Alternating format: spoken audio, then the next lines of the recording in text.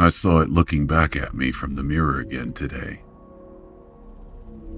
I can't explain what it is, and to anyone else it just looks like a normal reflection. It looks just like me. Acts exactly like a reflection should, but I know it's just trying to trick me. When I wave my arm, it waves. When I move, it copies me. It has my face and my eyes, but it is not my reflection. It is something else, and I think it knows I know. Sometimes I can see a look in its eyes when I wake up in the morning. I look up with groggy eyes to see it staring back at me. Staring at me with a look of somebody with a secret. It gets to the point where I'm even afraid to go near the mirror, fearing that I might get too close. Get pulled right into that strange place reflections are born, and come face to face with the creature that wears my appearance as a guise. The first time I noticed something was wrong, I remember so well, and since then things have gotten progressively worse. Like every other Monday, the grooving sound of the oldies woke me up at 7 in the morning, about 3 hours or so earlier than I would have liked to be woken up. I slowly and angrily smash my fist down on the alarm until it shuts off, shuffle my way to the bathroom. If I'd been awake, I might have noticed the difference right away. But instead of looking anywhere else, all my attention is focused on making a beeline to the shower. Knowing I have to be at work at 8, I quickly rinse off, then hop back out, a little more alive and alert than when I started. Still moving quickly to make up time, I start up the easy auto routine I have for shaving. Lather up, start running the water, get down to business. Just as I'm finishing up though, I notice it. I'm looking into the mirror, all closed-eyed and half asleep. And my reflection, it's looking right back at me. Eyes wide open and grinning. I know that it's almost impossible to have a grin on my face that wide on a Monday morning. This is not a normal grin either. It's not the I'm happy or the I just heard something funny kind of grin. This is the kind of grin you see on someone's face right before they pull your chair out from under you or make you sit on a whoopee cushion. It's the kind of grin someone who's about to pull the mother of all pranks and only he is in on the joke has on. A grin that says it's okay that you know, because there's no way you can stop it. The look my reflection gives me unnerves me so badly that I leave the bathroom without finishing shaving. I hurry out of the house with shaving cream splotches still coating my wet face. That day I couldn't work. I sat in my cubicle trying to determine if I even saw what I thought I saw. Or maybe I had been working too hard and was just losing it. Folders of every color and size litter almost every corner of my desk.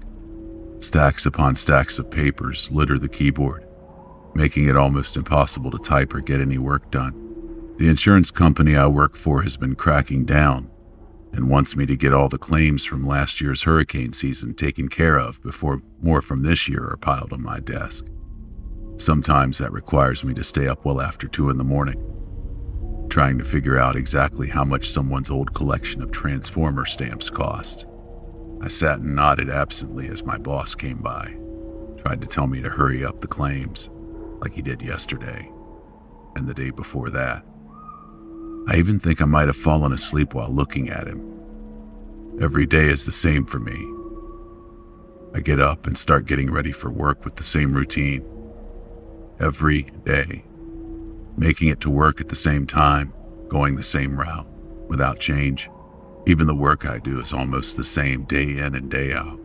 It feels like I don't even have to pay attention, or even be awake to make it through the day.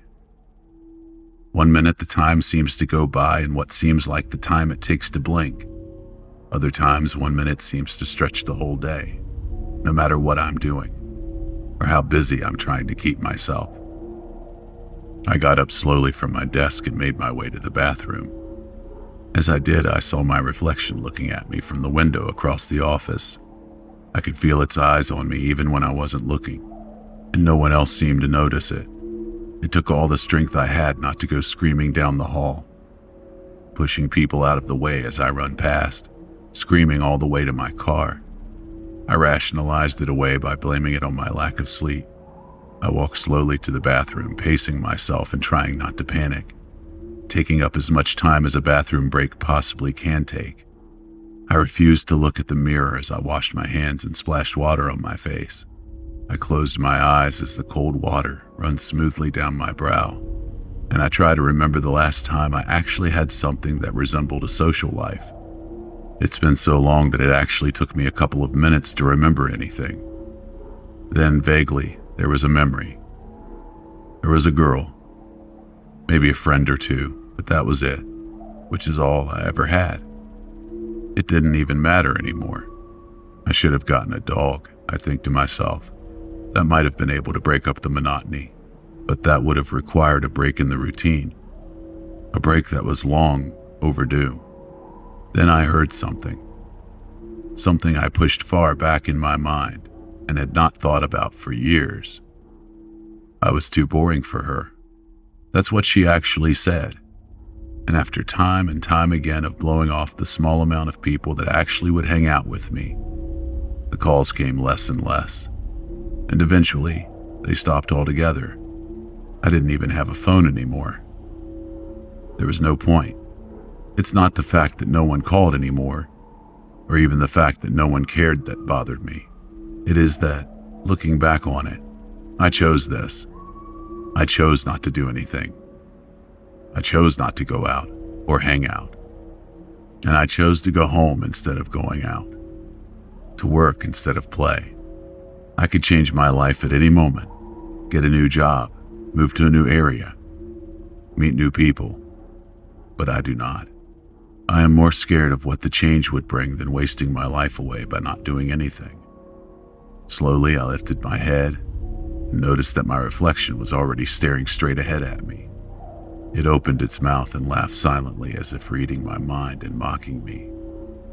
I quickly dried my face off and walked briskly to the desk to shut everything down, scattering huge piles of folders onto the floor as I go.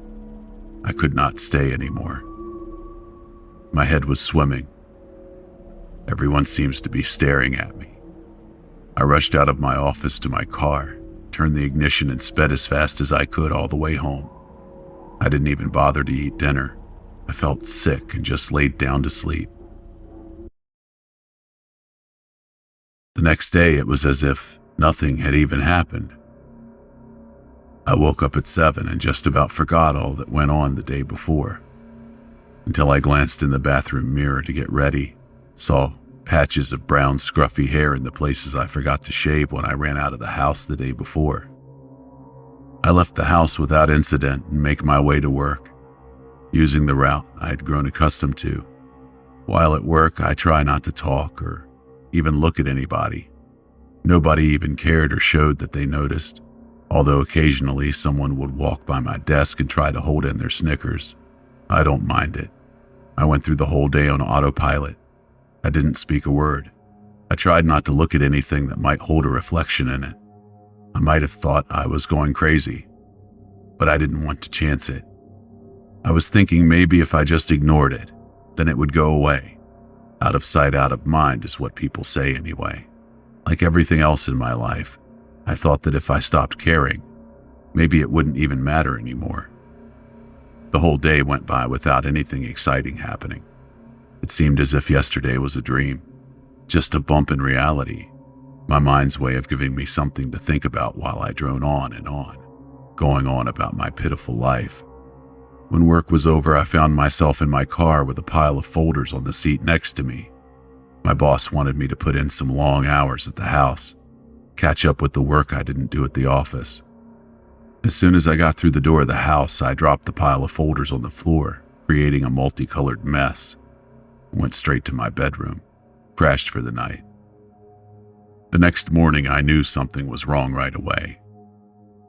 I was lying in the bed and saw movement out of the corner of my eye from the reflection in the bedroom window. The window is about mid-level and to the right of my bed, so I could not get a really good look at what caused me to notice it. I got out of bed, without giving it much thought, walked right on by the window into the bathroom. I paused at the vanity mirror. Instead of following my movements like usual, my reflection's leaning up against the glass. Both of its hands are pushing so hard against the glass that the veins in its neck are threatening to bulge through the skin. It looked as though it was trying with all its might to push the glass panel out and climb through. I stood still, horrified, unable to move as the image looked up at me, wearing a mask of hate. I could see that it was shouting something, but no words made it through to my side of the mirror. The reflection took a step back and brought a fist up menacingly and drew it back, not hiding the fact that it planned on trying to break through the glass to get to this world. The reflection smiled as he propelled his fist forward and prepared to collide with the glass. I closed my eyes, braced myself, not wanting to get caught off guard when the thing finally made its way through to my bathroom. After a couple of minutes, I realized I was still waiting for a crash that never came, and I slowly opened my eyes to see myself staring right into my own dull brown eyes. I could tell whatever the thing was that was trying to push its way through the mirror a minute ago was now gone, and in its place was just this normal reflection. The eyes were different. Instead of the previous wild look, weariness and helplessness replaced it, like the eyes of a bear at the zoo. Not totally convinced and still shaken up about what had happened, I hurried up and got out of the house before the thing could come back. As I drive onto the exit ramp, I had the strangest urge to keep on driving. I saw the exit that I needed to take, and instead I fantasized about not turning, to just keep on driving past that exit, past work, even past the state line, with no plan or sense of direction. Just driving until my little blue Pontiac runs out of gas. Then, wherever I end up, that would be where I would start over, the right way. No more plan, no more autopilot option. A total renewal. I would force myself to actually live. I would need to talk to people to survive, to get a new job, a new place to live. I would see new things and be around new experiences. Instead, I turned towards the same exit that I have turned towards every day now for so many years. For a second, as I made the turn, I thought I actually heard a yell of frustration. My head spun around trying to find the source of the noise that had already faded, as if it never existed. No one was there. My eyes cast a fearful glance at the rearview mirror, not totally surprised at what I saw. Looking back at me was my reflection, screaming his silent rage and beating against the rearview mirror. I ignored it as I parked in the same parking spot, straightened out my tie to start the same day all over again. Slowly, I walked across the parking lot and spotted my reflection shaking its head in the glass door leading into the lobby. I grabbed the door handle, and it held its hands up as if to block me, scowled as it was forced to swing outward with the door. Slowly, the day dragged on. As the minutes crawled by, I tried to rationalize why my reflection would be trying to attack me, what I should do about it. It's not really something you can tell people about, so I knew that I was on my own. But that didn't bother me. I was used to that. Staring at my computer screen, not even pretending like I was working, I try to find new evidence that I'm not crazy, which I am desperately trying to convince myself of. But with no proof, that was almost as hard as figuring out why it was happening. The whole time, my reflection just stared back at me. Nothing more than light reflecting off the glass surface of the computer, having to mimic my every boring move, day in and day out. The only job I knew of that was worse than the one I had. As I looked into its eyes, I start to feel bad for it. It had no choice. It could not decide one day to stop following, to not go through the same routine, day in and day out. It was forced to do the same thing, always reflect. And no wonder it had been acting up. For years, it has sat and stared at me through the computer while I stared back at it, waiting for the day to be over, or at the house through the TV, waiting until it was time to go to sleep and start the same boring process all over again. I had a choice. My reflection did not. and it was not fair. Then today, it came back again, and now I know what to do. I have to break him out. I have to let him free. It was my fault. It had been trying to tell me it could not take it anymore, but I wouldn't listen. It's too late for me, but I don't need to drag him down too. Maybe it could have the life I wanted to have. It's tired of the routine and needs to be let go. I do not need him. I do not need anything. And I gave up. With it gone, it would be better for me. I could go back to the routine. And I could go back to being me. The same old schedule of waking up and driving to work and watching TV and then sleeping just like I have gotten used to. The life I've accepted for myself. The life I deserve. That's what brought me here. Standing in my bathroom, staring at my reflection with a hammer in my hand. Smiling almost as wide as my reflection, as I try to figure out the best way to break him out. I knew that it was the right thing to do, no longer fearing the thing in the mirror. I watch as he beckoned me closer, nodding his head as I lift the hammer. I cocked it back as far as I could go and was about to let go when that same grin crossed its face. As the hammer was about to crash into the glass, I tried to change my mind, but by then it was too late. The hammer went through it, and I fell. Everything got dark, and I couldn't see where I was right away. I spun around, and what I saw made me sick to my stomach. All the strength left my arms, and I should have dropped the hammer, but I couldn't. From where I'm standing, I could see the thin off-white wall and the silver flash of light reflecting off my own bathroom. And there, standing right in front of me, blinking absently and staring at the hammer in his hands, was my reflection on the other side of the mirror. A scream raises in my throat as I try to rush into the bathroom, only to be met by an impossibly thick slab of glass. It doesn't budge an inch no matter how hard I hit it. I can only watch my reflection look at me through the barrier and give a small chuckle as he turns and hurries out of the bathroom, as if he might be sucked back in if he stays in here too long. I woke up, trying to figure out what day it was and remembering vaguely that it was probably Tuesday. I look at the clock and seeing that it's almost noon, I decide to pull myself out of bed. Thankful that I never had to hear that grooving sounds of the oldies at 7 in the morning again. I take a long, hot shower, taking my time and enjoying getting ready for my big day, relishing in the fact that I can finally take the time to get in a good shave, head out the door feeling like a new man. So many new possibilities now. New places to go, new people to see, and most importantly, a new life. I filled the gas tank up and pull onto the interstate, going about 80. I didn't even acknowledge the fact that I flew by my usual exit ramp that would take me to work. I just keep my eyes on the road and think about how I used to be pushed aside and ignored every time I suggested something new or put down when I wanted to live a little. I glance in the rearview mirror, give a little chuckle. Where should we go first? I ask aloud to myself. My reflection tries once more to push against the glass that holds him, and finally puts his head into his hands and sobs silently. "You're in for an adventure now," I said to my reflection, and stepped down on the accelerator even harder.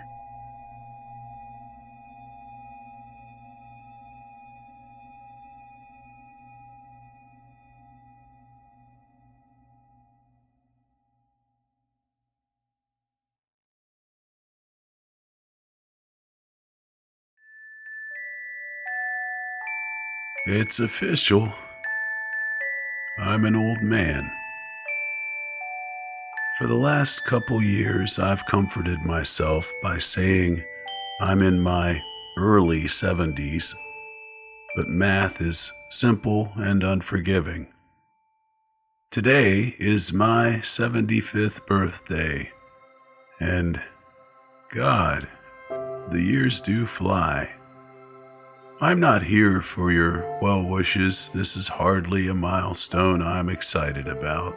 I'm glad to still be here, of course, but I find I have less and less to live for with every passing year. My bones ache, and my kids live far away, and the other side of my bed has been empty for just over 8 months now. In fact, once I cast my vote this November, I may have nothing to live for at all. So, spare me your happy birthdays and your congratulations, if you please. I'm here because I have a story for you, and it's one I've never told before. I used to think I kept it inside because it was silly, or maybe because nobody would believe it. I've found, though, that the older you grow, the more exhausting it becomes to lie to yourself. If I'm being perfectly honest, I've never told anyone this story because it scares me, almost to death. But death seems friendlier now than it used to, so listen close. The year was 1950. The setting is a small town in Maine.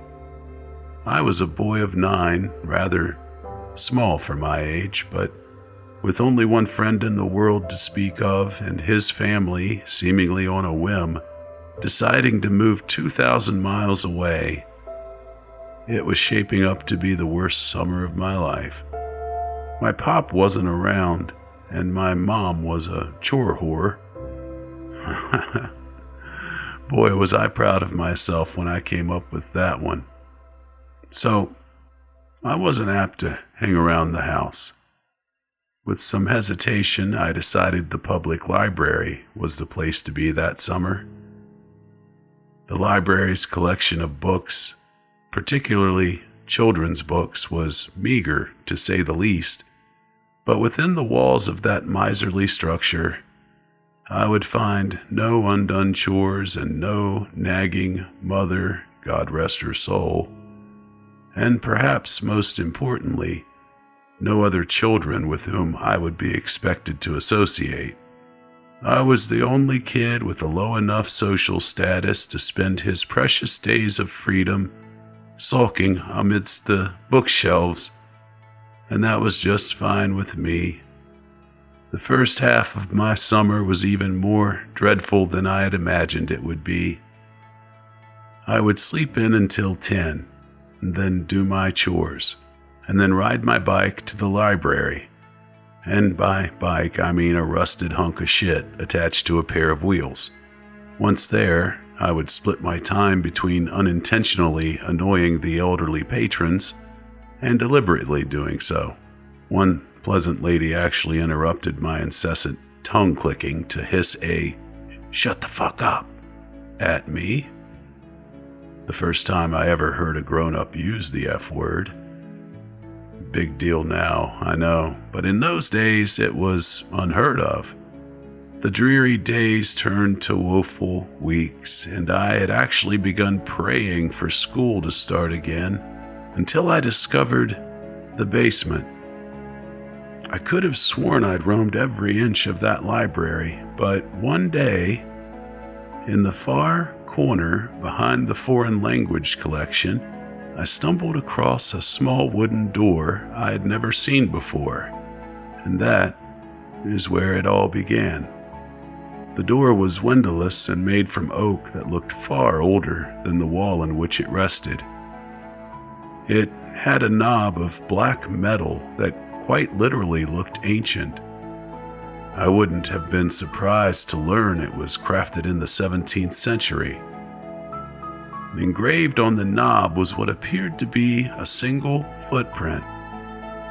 I had the sense that whatever lay behind this door was forbidden to me, and therefore probably the most interesting thing I would encounter all summer. I quickly glanced around to make sure nobody was watching me, and then turned the heavy knob and slipped behind the door. and shut it. There was nothing, only darkness. I took a couple of steps and then stopped, unnerved by the totality of the shadow which surrounded me. I waved my hands in front of me in an attempt to find a wall or a shelf or anything to hold on to. What I actually found was far more subtle. A small string dangling from above, but far more useful. I grabbed it firmly and pulled it down. Back in the day, lots of light bulbs were operated with strings, and this was one of them. My surroundings were instantly illuminated. I was standing on a small, dusty platform that looked as though it hadn't seen life in quite some time. To my left was a rickety-ass spiral staircase, made of wood and appearing ready to collapse at any second. The bulb was the only source of light in the room, and it was feeble. So when I peered over the railing to see what lay below, the bottom of the staircase dissolved into the darkness. I was beginning to feel scared. This place, wherever I was, seemed to have no business in the town library. It was as though I were in a completely different building. But my 9-year-old self didn't like to let a mystery go unsolved. Looking back, I wish I could tell my prepubescent self to turn around, to go back, do anything else besides descending that staircase. You'll be spared a lot of sleepless nights, I'd say, but of course I didn't know that then, and I may not have listened even if I had. So instead of turning back, I took a deep breath, gripped the railing, and glared resolutely forward as I began my descent. The wood on the railing was dry and covered with splinters, and I immediately let go, holding my hands out for balance as I carefully descended the stairs. It was, or at least seemed, really long, and with only the dim glow from the string bulb far above me, my heart pounded mercilessly in the darkness. Even kids can sense when something isn't right. I think they just don't always give a shit. By the time my feet reached the cement floor at the bottom, the light from the bulb above was nearly gone. But there was a new light source, and God, I'll never forget it. Directly in front of me was a door. Massive. It was a deep shade of red. The light was coming from behind the door, and it shone out in thin lines from all four sides. A sinister, dimly glowing rectangle. And for the second time, I took a deep breath and went through a door I shouldn't have. In contrast to the dark room I entered from, the room behind the door was blinding. When my eyes adjusted, what I saw nearly took my breath away. It was a library. The most perfect library imaginable. I gaped in wonder as I stepped almost reverently further into the room. It was beautiful. It was smaller than the library above, much smaller, but it seemed to be almost tailor-made for me. The shelves were packed with brightly colored titles, and both armchairs in the middle of the room were exquisitely comfortable. And the smell, oh God, that smell was simply unbelievable. Sort of a mixture of citrus and pine. I simply can't do it justice with words. So suffice it to say that I've never smelled anything better. Not in my 75 years. What was this room? Why had I never heard of it before? Why was nobody else there? Those were the questions I should have been asking. But I was intoxicated as I gazed around at all the books and basked in the smell of paradise. I could only form one thought. I will never be bored again. In truth, boredom only hid from me for 3 years.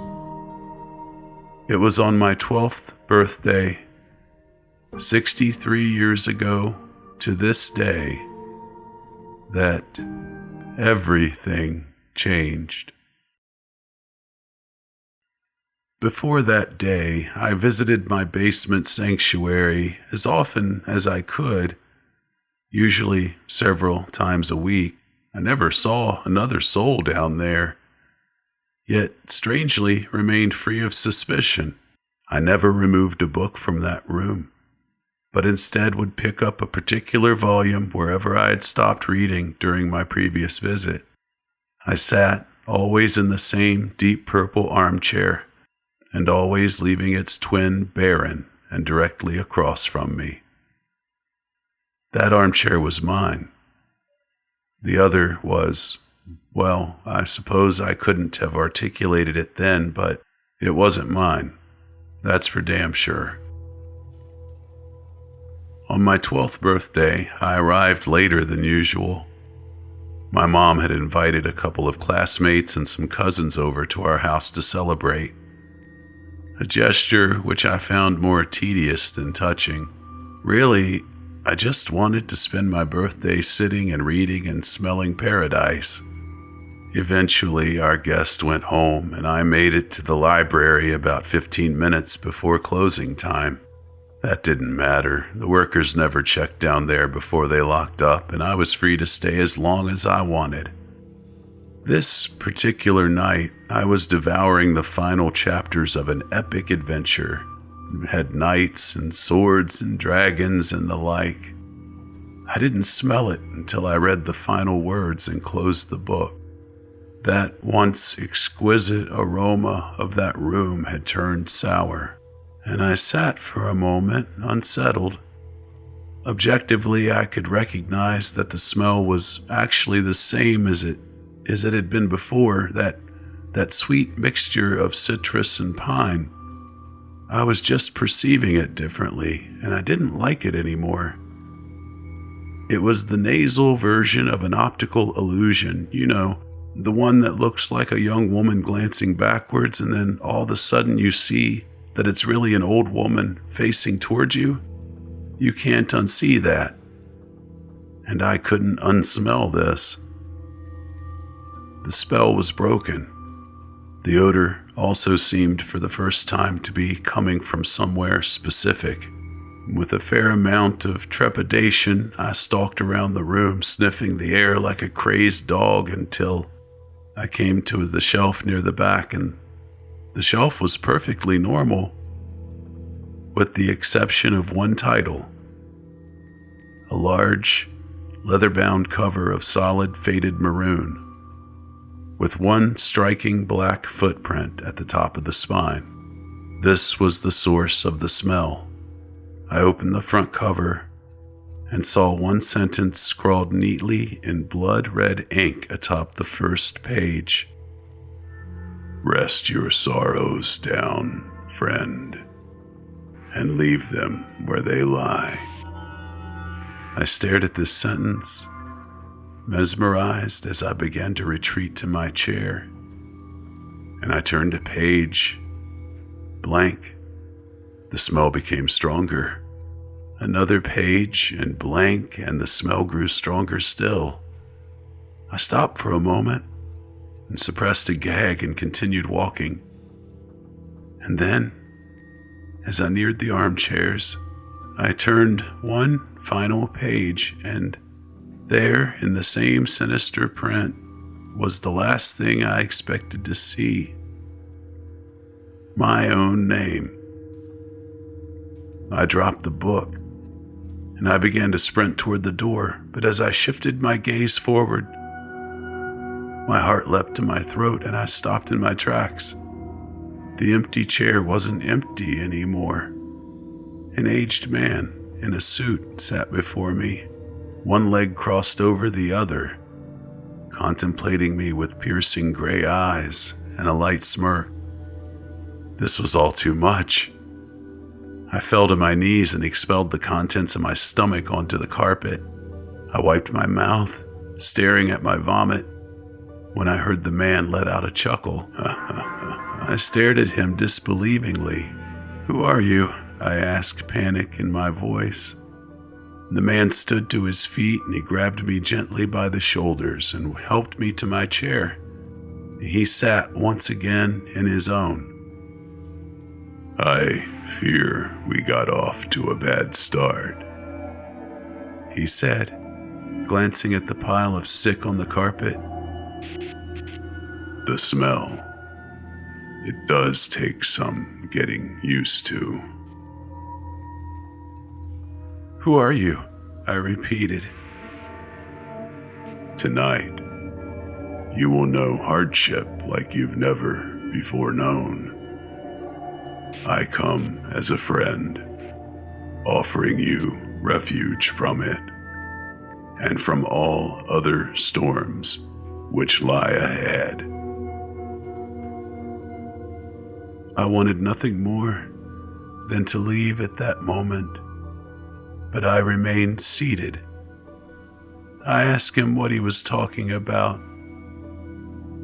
"Your mother is dead, my boy, by her own hand, in her kitchen. The scene is gruesome, I must admit." He said it in sorrowful tones, but there was a playful glint in his eye. "Surely you wish to avoid this path. I can show you a safer one." My blood ran cold at the horrors this man spoke of, but I did not believe him. "What do you want with me?" I demanded, trying to sound braver than I felt. He laughed, an old, deep laugh that seemed to shake him to his bones. "Nothing but your friendship, dear boy." Then, sensing I found his answer inadequate, he expounded. "I want you to come on a journey with me. My work is noble and you will make a fine apprentice. And maybe when I'm done..." He sighed tiredly, running his bony fingers through his thin white hair. "Maybe then, my work can be yours." I stood up, shuffling toward the door, but never breaking his gaze. "You're crazy," I told him. "My mom isn't dead. She's not." "You will see if you must," he said, gesturing toward the door. I threw him a contemptuous glare and bolted for the exit, and as my hand closed around the knob, he said my name softly, and in spite of myself, I turned around. "Your road won't be easy, friend. If it ever becomes too much for you, and I mean ever," he said, pausing to sweep his hand over the room, "you know where to find me." I slammed the door behind me and took the decrepit stairs 2 at a time, and I ran out of that library and I clambered onto my bike and hightailed it home. The front door was wide open. I dismounted, leaving my bike in a heap on the ground, and approached the house cautiously. The old man was lying, he must have been, but still tears began to sting my eyes and my heart was pounding, and I stepped inside and called for my mother. I heard no answer, so I walked into the kitchen. To this day, I don't know why she did it. I've lived in that small town in Maine my entire life, although I've kept mostly clear of the public library. Once In my late 20s, I summoned the courage to step inside. Life was good at the time, and my fear had begun to morph into idle curiosity. Where the door to my basement sanctuary once stood was only a blank wall. I asked the librarian what had become of that basement, though in my heart I knew the answer. There was no basement, she said. There had never been a basement.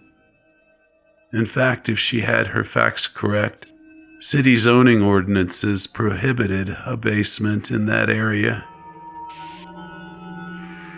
I've been haunted by that sickly, sweet smell, that poisonous blend of citrus and pine ever since that long ago birthday. When I saw my mother in the kitchen, collapsed in a pool of her own blood, I smelled it. When a man claiming to be my father knocked on my college apartment door, begged me for money and beat me to within an inch of my life when I refused, I smelled it. When my wife miscarried our second child, I smelled it. And again when she miscarried our fourth. When our oldest son got behind the wheel of the family Buick completely shit-faced and got his girlfriend killed, I smelled it. I began to smell it periodically as my wife became sick. She died late last year, and now I'm alone for the first time in more than half a century. Now, I smell it every day, and it feels like an invitation. A few months ago, I went back to the library, and that small oak door with the ancient handle was there, right where it used to be. My evening walk has brought me past that library every day since, but I haven't gone inside. Maybe tonight I will. I'm frightened to die, yes, but lately I'm even more frightened to keep living. The old man was right. My road hasn't been easy, and I doubt it will get any easier. He promised relief. A refuge, he said. Was he right about that too? There's only one way to find out. After all, I still know where to find him.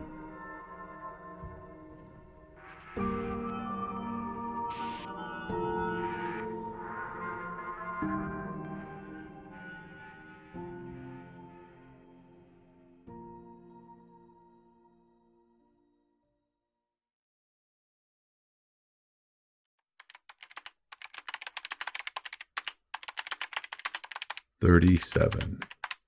Male. Straight. Looking for a sensual partner in Phoenix. Easy to get along with. Clean. No addictions. Happy to drive to meet." This was the classified that I posted 3 nights ago on the internet. Find the fraud. Maybe I'm not really very easy to get along with, and my true persona is a vindictive and violent one, with nothing but murder flowing in my veins. Perhaps the deceit lies in my cleanliness, with my dwellings being littered with my own trash, reeking of smoke and decay, mold growing in various places. Or maybe even that I'm not as substance-free as I say. My mind and body fixated on my next line, my next puff, unable to go on without it. The truth of the matter is, none of those things are accurate. I am easy to get along with. I am clean. I have no addictions. I am a normal man with a mundane life. Mostly. I have never told a single lie to any of them. My words have always been true, and if they'd ask, I'd have told them. All it takes is a little safety, a little forethought, to understand that the kind of carnal pleasures one undertakes from these sites are fraught with fakes. But the desperation is immense. The fear of loneliness is such a blight that people will take to sex with strangers to feel some sort of connection. It's a form of denial, really. You tell yourself that you're good in bed, and your assets are large, and that you have pleased so many, which means you must be doing something right. You can't possibly be terrified that your life is a dead end, with intercourse as a vice, can you? But not me. I don't need to tell myself anything, because they tell me everything. I discovered a particular forum-based website a year ago, crucible.com.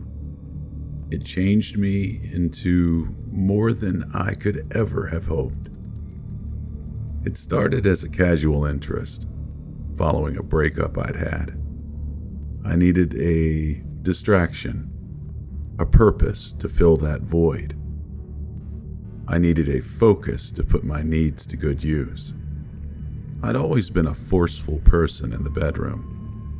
I very much enjoyed being in control of my partners.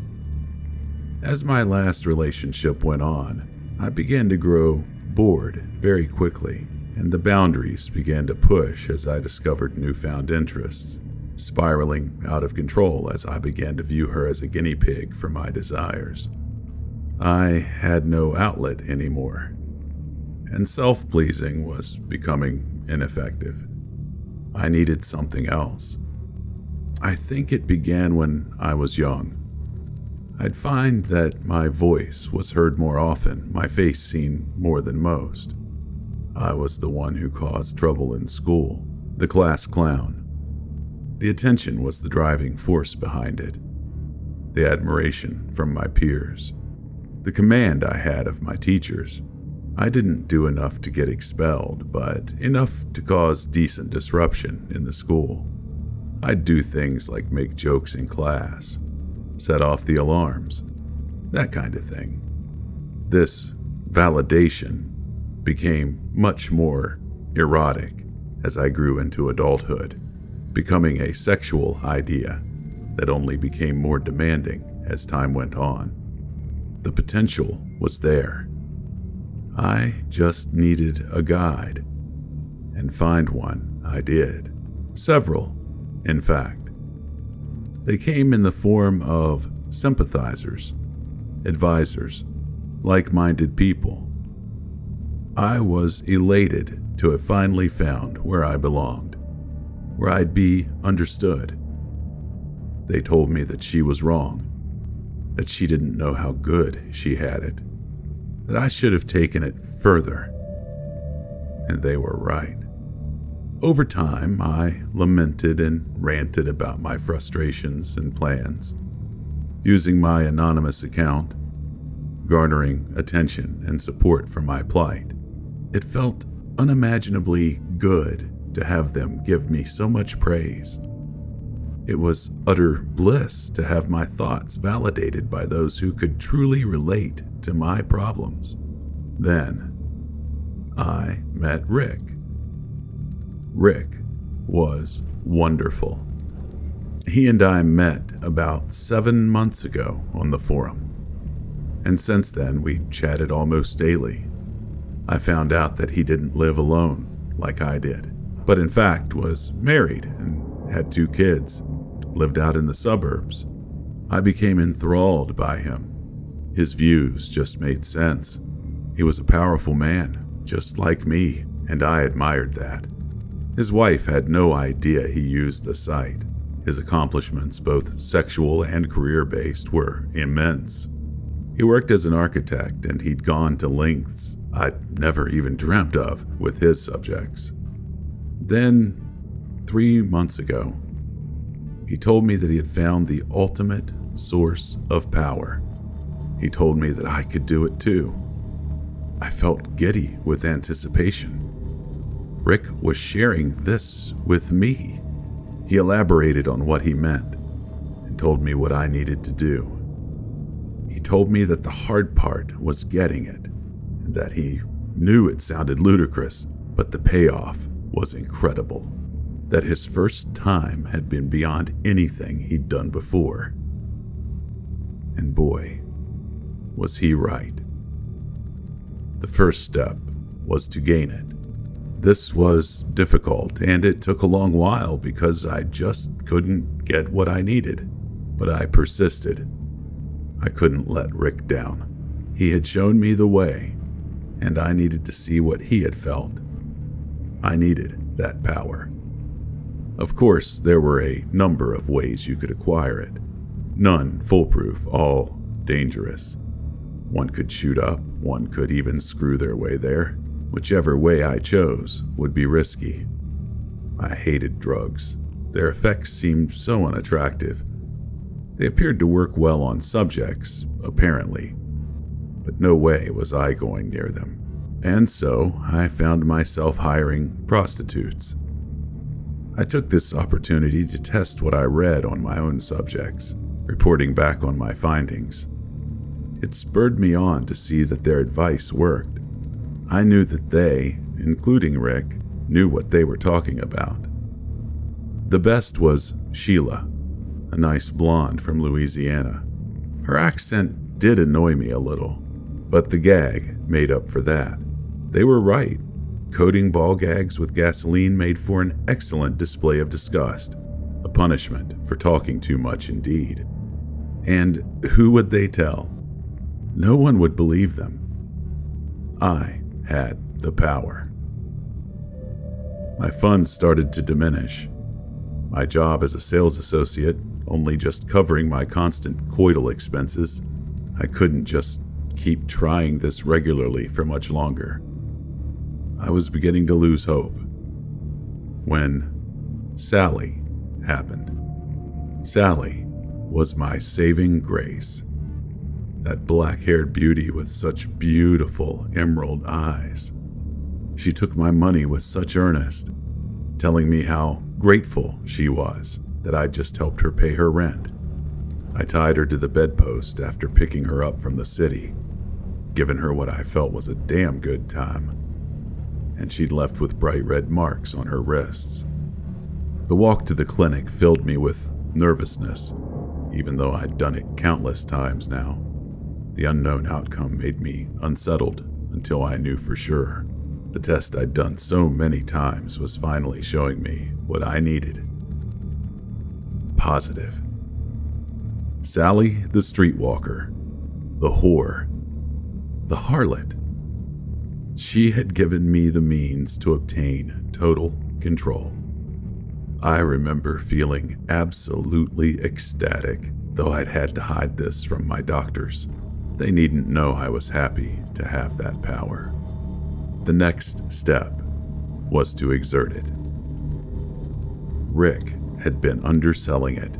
The first time was not just the ultimate power, it was the ultimate existence. My first subject with what I had was a pretty young woman who wanted to hook up. I told her I was Adam and that I lived in Seattle, but was visiting a friend in Tucson, which is where we met. I wasn't. I felt things I had never felt before. Absolute enchantment, delighting my senses. The source was from the fact that while we did it, I wasn't there. I wasn't pleasuring her. I was pleasuring myself. I felt the colossal measure of power course through me as I realized that I had transcended what it meant to be powerful. I could choose who to infect, who to leave clean. I could mark my subjects permanently, or I could let them go. I didn't even care that this was my new life now. It was too good to matter. I thanked Rick 1,000 times for his kindness and told him he was right. He said that I should make a post about it on the forum, and that he's on his third subject now. And so, this brings me to the present. I've moved cities, away from my first subject. I shouldn't have worried. There were no police inquiries that came my way. It seems that Rick was right again. The shame really does shut them up. My latest classified has been up for 72 hours, and no biters. Yet. They'll come, though. They always do. It does make me amused to see them when they reply, because, like I said, just a little forethought would change their fate. But I'm not complaining. I'll relish in the dominion I have been granted over them as long as they keep coming. I never falsify my statements. I never fabricate things. This isn't an addiction. I can stop whenever I like. And I'm clean in every sense. Because this isn't a plague. It's a strength. And I certainly am an agreeable person. I'm always polite to my subjects now. Look. Finally, there's a reply.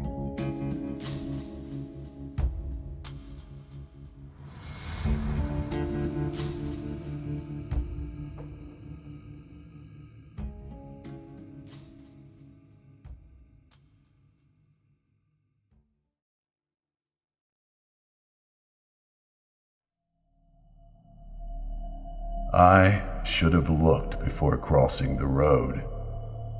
I didn't, though. So there's that. I've done it so many times, but today I was in a hurry. I had a date or a meeting or something. It's funny, I remember urgency and a feeling like this was a big, definitive moment in my life. Now that I'm dead, the specifics seem to just float away. All I know for sure is that I wanted to get somewhere quick, so I rushed down the stairs of my apartment and right into the road. I remember the van colliding with my right side and the feeling of being thrown into the air as my bones cracked and contorted. Then I was somewhere else. It smelled like old books and horse shit and rain. It smelled like half-melted memories. It was dark too, but not like you think of dark. Almost sort of gray in a way I can't put into words. The floor is hard, dull looking. The ceiling's much the same, save for wide spaces letting in light more powerful than any shadow. No one had to tell me I was dead. I'd done fucked up. There are chairs lining the wall in front of me. They're empty. Except they aren't. When I tilt my head, I can see the shapes of beings made of fire or wriggling snakes or darkness itself. They sit in those chairs as much as they could be said to sit. They watch me with cold and infinite eyes. There's a doorway smack dab in the middle of the wall. It feels like a black hole ought to feel. It's a bitter and sucking nightmare feeling. I know without being told there's something hungry behind it. The angels watch me from their seats. They produce a noise like a nuclear bomb of television static. It is a question that demands a complete and irreversible answer. I flash back to being a child in Catholic school. When it came time to confess my sins, there was no room for refusal. I'd get so nervous, waiting in the pews. I used to laugh, and some permanently frowning teacher would stare daggers into my skull when it was my turn. I'd march right up to the old priest in his little room and tell him all of my masturbatory habits, or stolen candy, or cheating on a test, or whatever it was. I'd cry. Sometimes I'd piss myself a little bit out of fear of hell. I'd leave feeling sick, but relieved to have passed on my shame to some frail little man in God's employ. Now my sins come pouring out like vomit after a night of shitty cocktails. I told them about the time I hit my mother when I was a kid. I told him about the time I said a slur when I was drunk. I told them of all the nasty, unforgivable things. And they laughed, and laughed, and laughed, like the demons which are their cousins. The angels saw me as the pointless and pathetic thing I was. It was unbelievably freeing not to matter. One by one, the heavenly beings depart. They just fade away, like images on decaying film. Now I'm alone in a room which reminds me of every half-remembered dream I ever had, but is somehow so unremarkable. It's painful. This must be purgatory. This must be where they cook away the sin and wipe off the shit of life from the ass of your soul. At least that's what the Catholic part of me thinks. Other parts of me are just freaked the fuck out. Maybe I'm still dying, sprawled out on the pavement. God is coming. At least that's what I'm calling it. I can hear it. It sounds like rushing water. It's in the doorway now. Forgive me, Father, for I have sinned.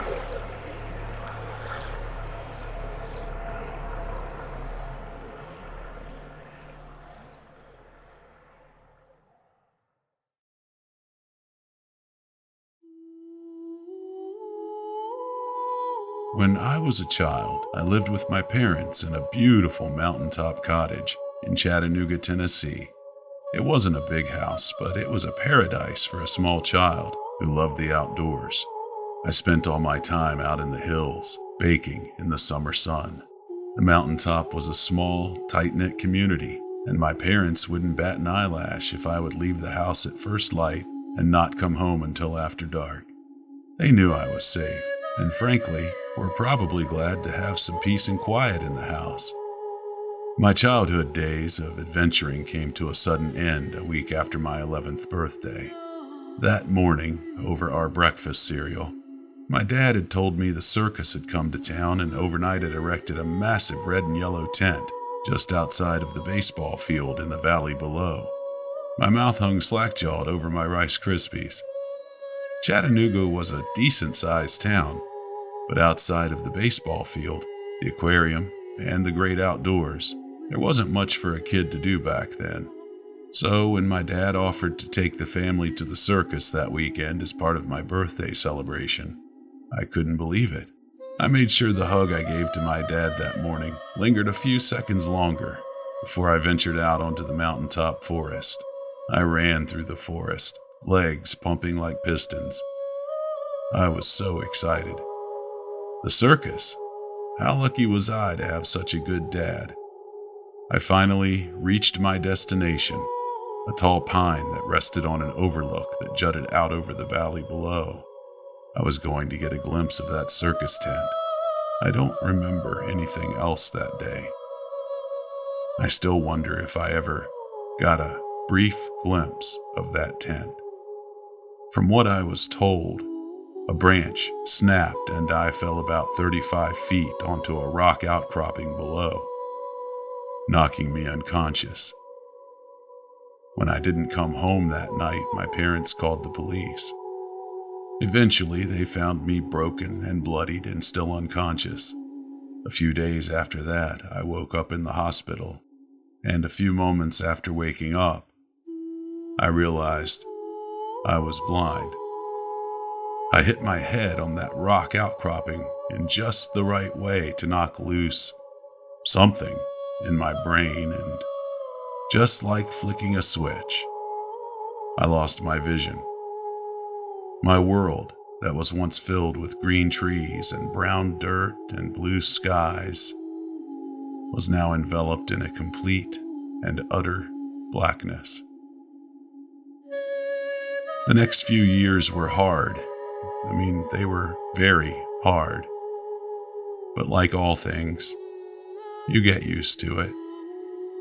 You adapt, you learn new things, you find new passions, you carry on with life.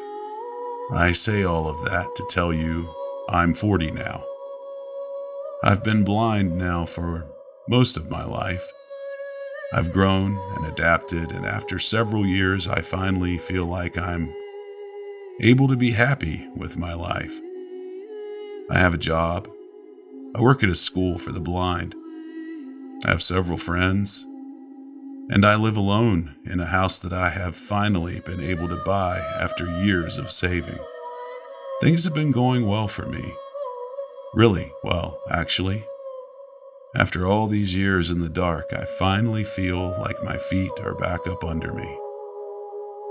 I finally feel at peace with my life and my circumstances. I finally feel like I'm back in control of my life. I'm a completely capable adult. I felt that way until this week. It all started on Monday. I had a shit day at school. A real stinker. Kids were assholes. My boss was an asshole. The weather sucked. Just an all-around bad day. We all have them. As soon as I got home that day, I was going to get into bed and go to sleep just to put this day behind me. And that's what I started to do. I walked in, drank a glass of water, and crawled into bed. But it didn't feel right. Something was off. I laid there for a few minutes when it hit me. My bed was warm when I crawled in, only on one side, as if someone had just gotten out of bed moments before I walked in the room. My mouth went dry, and I laid in silence for several more minutes, listening. I decided I was just imagining things, got another glass of water, and went to sleep. The next day, after work, I came home and plopped down on the couch to watch TV. Yes, us blind folk do that sometimes. Some shows you really need eyes for, but with modern accessibility features, scenes are described for us. It's pretty cool. It's like having a robot read a screenplay for you. Kind of weird to get used to, but it's better than sitting in silence. So, I'm sitting there, not really listening to the TV, more zoned out than anything, when I notice I'm feeling heat.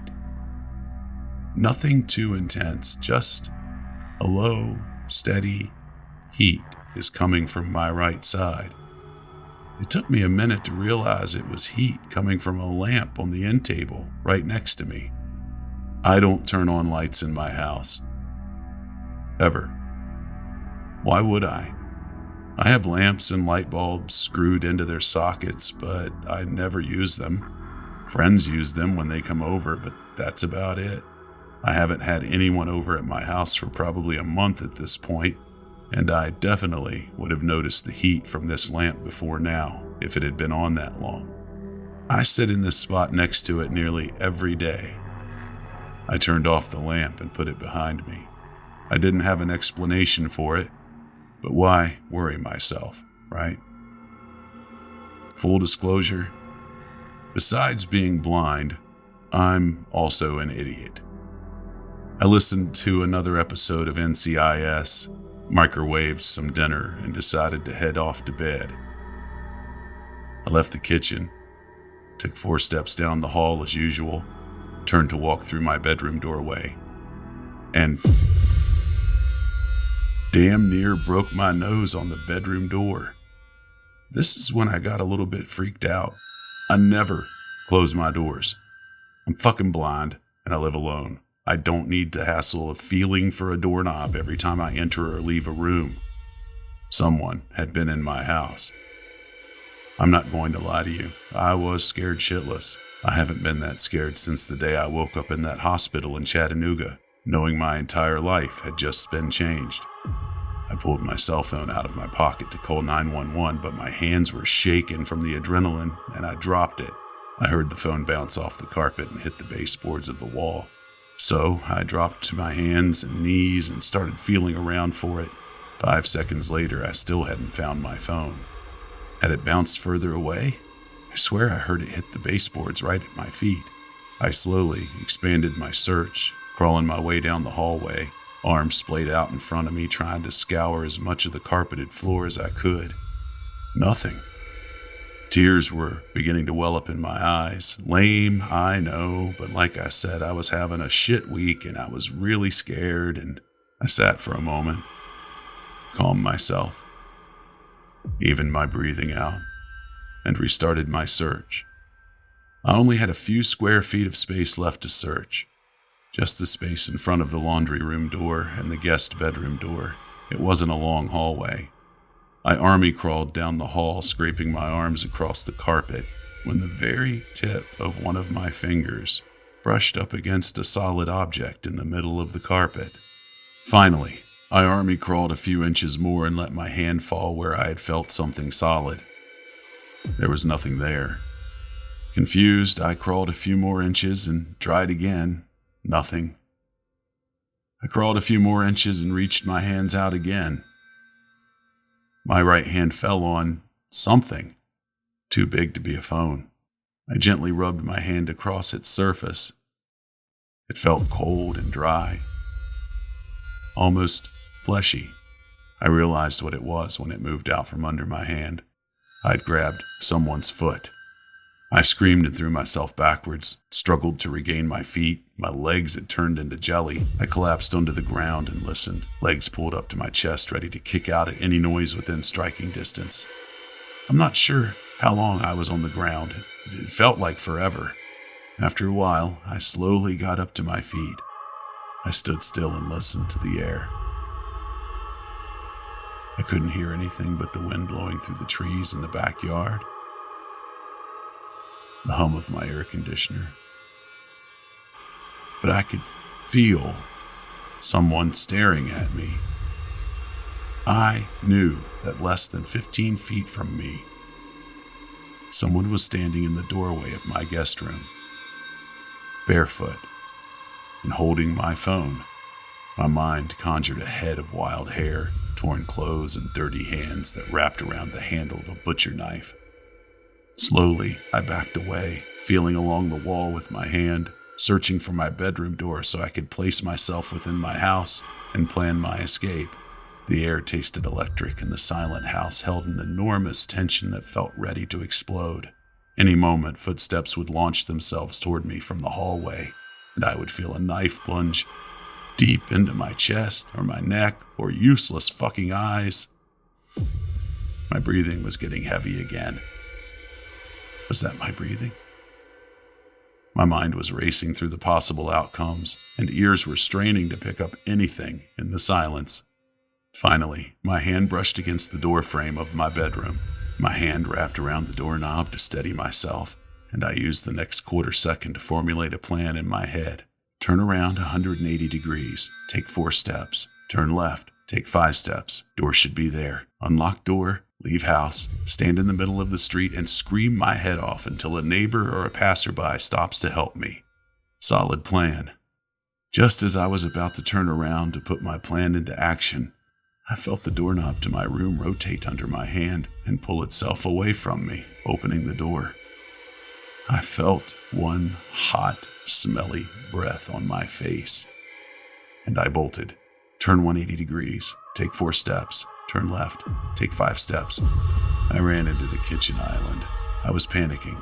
My strides were longer when I ran. Too bad I'd never sprinted around my house before to learn what this would be like. I reached onto the island and grabbed my knife block and pulled out the first knife I could find. I put my back to the kitchen counter and swung the knife wildly in front of me. I shuffled my way around the kitchen island, feeling my way towards the door, when I felt a finger poke me in the forehead and muffled laughter as I slashed the air wildly around me, inching closer and closer to the door. I found the doorknob and I pulled the door. It was locked. Fuck, I had forgotten about that. It wasn't a problem though, but it delayed my exit by another 2 seconds. Just long enough to hear a knife slide out of the knife block on the kitchen island. I exploded out of that house and ran into the street screaming. I can't remember if I was screaming for help or if I was just plain screaming, but it wasn't even a minute before a woman's voice called out to me. "Sweetie, you okay? Sweetie, it's okay. Drop the knife. It's okay. I can help you." The woman sounded like she'd smoked about 3 packs of Marlboros, or her throat was filled with gravel. "It's okay. Shh," she cooed at me. I lowered the knife and listened to the woman as she approached. Now, I've been blind for nearly 30 years. I know what things sound like. I can tell what kind of cars are on the road by the sound of their tires. I can pick out and isolate specific sounds in a loud room. I know what it sounds like when people walk with shoes or sandals or boots or bare feet. This woman, walking towards me, had bare feet. I started screaming again, slashing the knife wildly in all directions, and I heard the woman scamper off back towards my house. In the end, one of my neighbors called the police, not about my situation, but because there was a total psycho screaming and waving a knife wildly in the street outside her house. I don't blame her. Either way, it got the police here. They found 2 people in my house. They had been living in the guest room. I probably would have found them in there if I ever went in there. The police said they'd probably been in there for about 2 weeks. A couple of meth heads looking for a place to squat and figured they could just live in the house of the blind guy as long as they were quiet, and they wouldn't have any issues then. I guess they just figured I would think my house was haunted or something. It makes me sick knowing these people were in there for so long, watching me from dark corners and laying in my bed. I'd probably walked right past them a few times or cooked myself dinner while they sat on my couch and just watched me. Before I hit the post button on this, there is one more thing that I'm still a bit worried about. I'm typing all of this out through a dictation app. You know, those apps where you just talk and your computer will type it out for you. They're essential for us blind folk. Anyway, I'm sitting here in my room, talking this thing out. And I swear to God, in the breaks when I stop to think, those little pockets of time where my house returns to that deathly silence of a few nights ago, I swear, I can hear someone breathing in this room with me. I think the police might have missed one. I still don't think I'm alone in this house.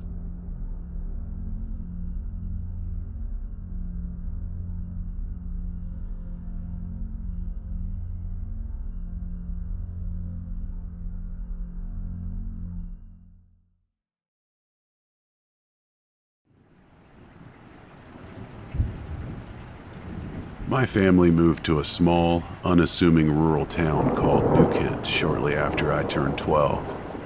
We rented a brick house nestled at the end of a winding dirt road, lined with statuesque trees and surrounded by acres of forest, where I enjoyed an amount of roaming space that seemed almost extravagant compared to the cramped apartment we'd lived in prior to our relocation. Among our scattered neighbors was a girl my age, named Joanna. She too had recently moved into town, and despite my shyness and cursedly awkward nature, we soon became friends. Joe and I spent most of June's sunny days riding our bikes throughout town, taking in whatever film was currently playing at the single-screen theater, and poring over books at the New Kent Library. While Joe shared my love of fiction, her interest lied predominantly in illustrations. Oftentimes, during our outings, she would reach into the patched messenger bag she always carried with her and retrieve her sketchbook and commence drawing the subject that had captured her eye. Joe was bright, highly creative, and kind enough to give the new timid kid in town a chance rather than largely ignore me like the other local kids did. Joe wasn't simply my best friend. She was the only friend I ever had in New Kent. But all these years later, I still dearly wish I'd never met her. The older I get, the more I've come to realize how unfair memory can be. It's funny in a bitter, cruel sort of way. Some of my happiest recollections from decades ago have begun to fade and blur like aged, out-of-focus photographs. But the painful moments have yet to lose their vibrancy. My remorse remains as vivid as ever. One morning, Joe called to tiredly inform me that she was feeling sick and would be staying home at her mom's insistence. I attempted to pass the time by watching television and perusing a paperback novel, but both those activities ultimately failed to distract me from what I really wanted to do. Go outside and breathe in the fresh air, let the sunlight warm my skin. When that desire eventually grew too persistent to ignore, I climbed onto my bike and began a solitary journey down the winding road. I soon regretted that choice. The miles of dirt felt unbearably long as I traversed them alone. I was on the verge of turning around to head back home, when out of the corner of my eye, I caught sight of something unusual. I came to a stop and glanced towards the towering trees to my right, where I saw a narrow soil pathway trailing ominously into the forest's green depths. I stared at the path in astonishment, for that afternoon was the first time I'd ever laid eyes on it. Joe had never pointed it out during our previous travels, and I'd somehow managed to overlook it entirely. I still don't understand why I dismounted my bike and approached the newly discovered path. It wasn't curiosity that propelled me forward, but a strange, magnetic-like compulsion. My uneasiness increased with every step I took, yet I pressed on anyway. The unsettling sense of disquietude continued to grow as I walked along the soil trail, occasionally sidestepping fallen logs and roots protruding from the ground. An eerie stillness lingered in the forest atmosphere, punctured only by the sound of my footsteps. Eventually, I reached the end of the path. I found myself standing before a house so decrepit that it appeared to be held together by little more than pure luck. The home was encompassed by knee-high grass, overgrown shrubs full of thorns, and spindly vines that reminded me of thin serpents. Nearly every window had been damaged. Some bore spidery cracks that crept along the glass. Others were little more than a collection of broken shards.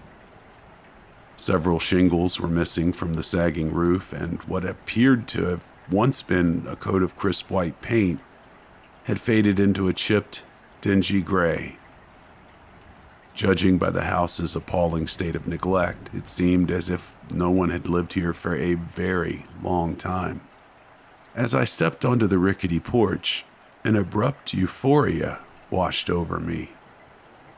A sudden burst of elation bloomed within my mind. Never before had I experienced such unbridled, overpowering joy.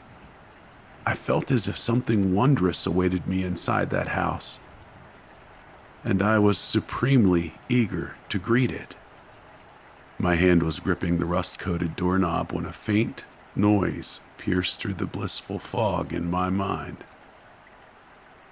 Immediately I froze, much too frightened to dare move, and I held my breath. Then I heard it again, this time much more clearly. A slight creaking sound, like footsteps shuffling across aged floorboards. It was coming from the other side of the door.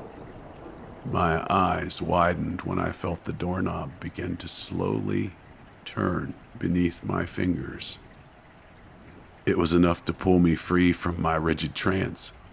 I jumped from the porch and ran as fast as my legs could carry me, my chest pounding as I leaped over every obstacle along the path before reaching my bike and wildly pedaling home.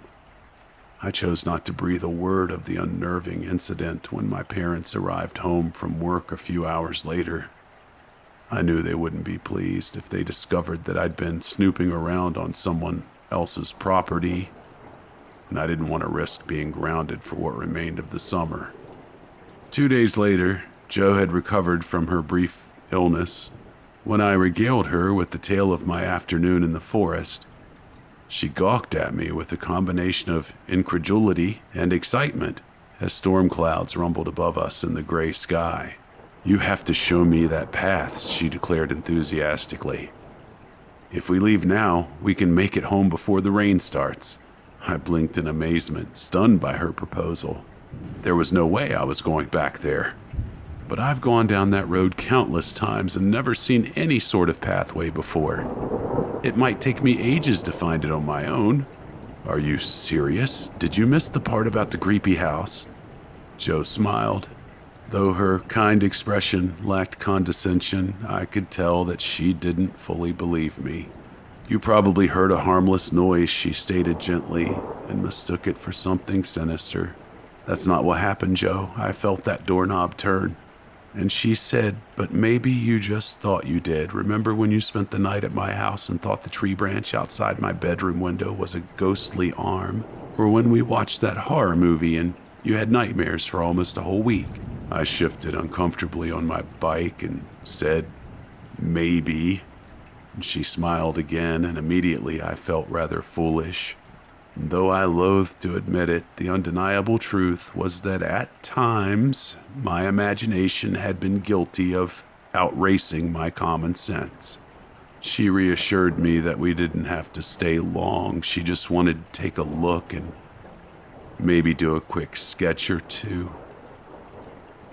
Before I had the chance to respond, Jo had already begun to pedal away determinedly. I followed and begrudgingly directed her towards the path, deeply regretting my decision to have ever told Jo about it at all. I could barely keep up with my best friend as we walked down the slender trail. The peculiar magnetism I'd experienced during my previous venture was gone and was replaced with a hideous, suffocating dread that made my feet feel heavy as lead. I tried to convince myself that Jo was right, that I'd only imagined the creaking sound and the turning doorknob, but no amount of self-persuasion could quell my nervousness. And by the time we reached the house, I was practically trembling with apprehension. I whispered to her to please hurry, "I don't feel good." I surveyed the area warily while Jo scribbled into her sketchbook. Every minute crawled by at an agonizing pace, and despite the warm temperatures, I shivered as light raindrops began to land on my skin. I looked up into the sky wistfully, wishing that I was sitting inside the library with a book in my hands or munching on popcorn at the theater. I asked her, "Are you almost done? It looks like the storm's about to hit." And I glanced back down and felt raw, unparalleled panic seize hold of me when I saw the door of the house was now wide open, revealing an interior drenched in shadows. "Joe," I tried to call out meekly, but all my mouth could form was a dull whimper. Every instinct in my body roared at me to flee, yet immobilizing terror rooted me to the spot even as I heard the familiar creaking noise begin to emanate from the home's dark confines. I watched in paralyzing horror, my heart hammering so violently that I feared it would reduce my ribcage to splintered fragments, as a woman emerged from the shadows. Though I dearly wish I could forget her, I believe the terrible image of that woman will haunt my memory forever. Her long dark hair drags across the porch's decrepit boards, wildly tangled and rife with knots the size of a fist. A tattered lace gown hangs loosely on her wiry frame, so consumed by mildew and stains that I couldn't determine what color it had once been before decaying into a murky shade of blotchy, rotted brown. The woman's sinewy hands were a jarring display of gnarled fingers, with veins like plump worms and pallid flesh that appeared paper thin, as if even a delicate touch would cause her skin to rupture open and weep something far more loathsome than blood. But it was her face that terrified me the most. The woman's features were contorted into a violent expression of venomous, frightening hatred, as if an inconceivable rage pounded through her veins. Spittle frothed on her colorless lips when she contorted her mouth into a snarl, so furious that it bordered on animalistic. The woman's reddened eyes burned with viperous rage as she fixed her gaze on me before staggering off the porch and into the tall grass, her every movement seething with murderous intent. A stifled scream rattled inside my frozen throat. The woman was soon close enough for me to see the dried blood caked beneath her cracked, sickly yellow fingernails. I wanted to tell her that I'd never set foot on her property again, that I'd leave and never come back if she'd spare me from whatever hideous doom she'd planned to inflict upon me. But instead I stood there like a mute and gazed into an infuriated visage entirely devoid of mercy. Suddenly a hand seized the back of my shirt and roughly pulled me backwards. "Run!" Joe shouted frantically. "Now!" In the blink of an eye, we were racing down that path, nearly tripping over our own frantic feet as we ran beneath a sky that had at last erupted into a downpour.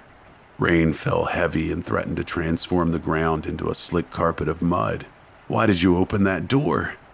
I shrieked in a tone shrill with incredible fear. Joe yelled back, "I don't know," her voice teetering on the edge of hysterical sobs. "I didn't mean to do it. All of a sudden my hand was on the doorknob and—" A startled cry tore from Joe's lips when she tripped over an exposed tree root and began to fall. Sometimes on the nights where sleep is particularly elusive, and there's nothing to distract me from the painful memories swimming through my mind, I close my eyes and hear the cracking sound of Joe's skull slamming into a moss-covered rock as she lands in a motionless, silent heap. I scream Joe's name. I gasp when I roll her over and see the blood trickling down her head. Joe's eyes are closed and her chest rises and falls with each feeble breath she takes. I desperately tried to wake Joe before attempting to pick her up, only to discover that her limp body was too heavy for me to carry. All the while, I never stopped hearing that persistent, menacing footstep heading toward us. "I've got to go find help," I whispered shakily. "I promise I'll come back for you." and tears streamed down my cheeks as I dragged Joe's unconscious form into a cluster of shrubs, concealing her within the leafy foliage until not even a patch of her clothing was visible. And then I ran. By the time I reached my house, I was sopping wet with rain and sweat. Sobs racked my body as I called my mother, who in turn called the police. A succession of police cars soon descended upon the dirt road. Nobody believed me, of course. Not when I told two somber-faced officers everything that had happened as my shocked parents sat beside me on our couch and wore matching expressions of horrified confusion. Not when the police repeatedly drove me up and down the dirt road while instructing me to point out where the path was. And not when I couldn't find it again, no matter how hard I tried. The trail had inexplicably vanished into thin air, without leaving behind so much as a trodden blade of grass to mark where it had been, just such a short time ago. That night I lied awake in bed and listened to the inconsolable wails of Joe's weeping mother, drifting hauntingly through the rainy air. I heard Joe's name being called out over and over again as all of New Kent's townsfolk gathered to search for her. But despite their valiant efforts, they failed to uncover any trace of Joe. The searches continued for weeks, and each time, the results were always the same. They never found my Joanna. We moved away a month later. A fresh start, my mother called it. But I dragged my grief and my guilt behind me everywhere I went. I blame myself for Joe's disappearance, and to this day I do. I often wonder how our lives would have turned out if I'd have never even met Joe. Perhaps she would have grown up to become a famous artist. Perhaps I would have become anything but the hollow shell of a person that I am today. Many years have passed since that fateful afternoon, so many years. And I've spent each one mired in self-hatred and ceaseless regret. I constantly think of Joe and my unforgivable failure to save her. But I think I can finally make it right. You see, tonight, I had the urge to take a ride. Much has changed about New Kent. Most of the small shops have been replaced with popular chains. The local library appears to have undergone renovations, and there's a supermarket where the movie theater once stood. But as I drove down the dirt road leading to my former home, I spotted a recognizable sight. Something I never thought I'd see again. The path has reappeared. My own existence disappoints me. I've abandoned all the hopes and dreams I once had, and I work a dead-end job that I inherently despise. And I have no companionship to speak of. I'm no longer afraid to walk into that forest. Even if the withered woman remains there, her infernal rage cannot compare to the unbearable weariness and pain that I have carried with me for so long. I hope that I'll find my best friend right where I left her, somehow frozen in time and still unawake, waiting for me to fulfill the promise I made on that long ago summer day. This time, I won't leave without her. I believe the path I am about to walk is meant for me alone.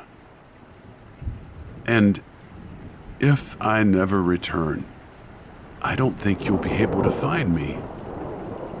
Please, know that I am without fear, and that I am finally ready to face whatever awaits me at the end. And if you should ever find yourself wandering down a secluded road, surrounded by a broad forest or a lonely stretch of woods, Be sure to glance out into the trees before you pass them by. Perhaps there's a path meant for you, too.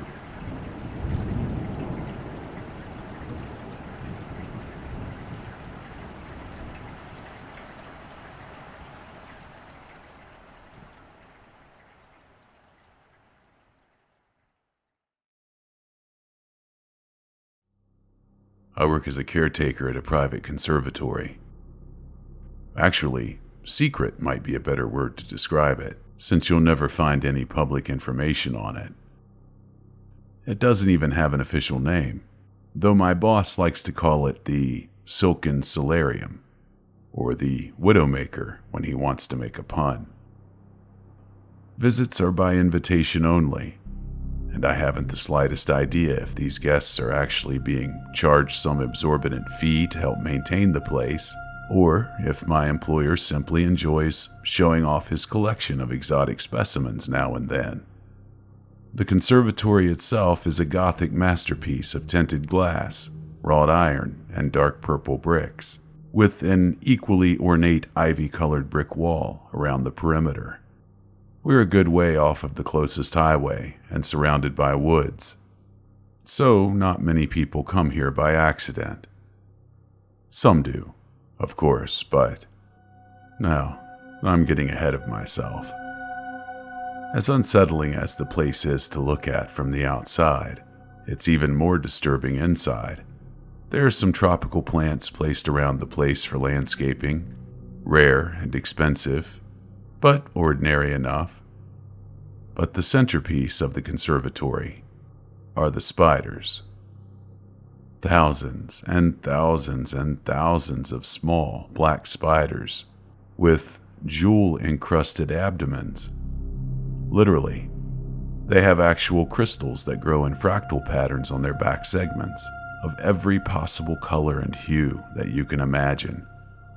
When my boss makes a speech to his guests about the spiders, he calls them Latrodectus Callisti, or fairest widows.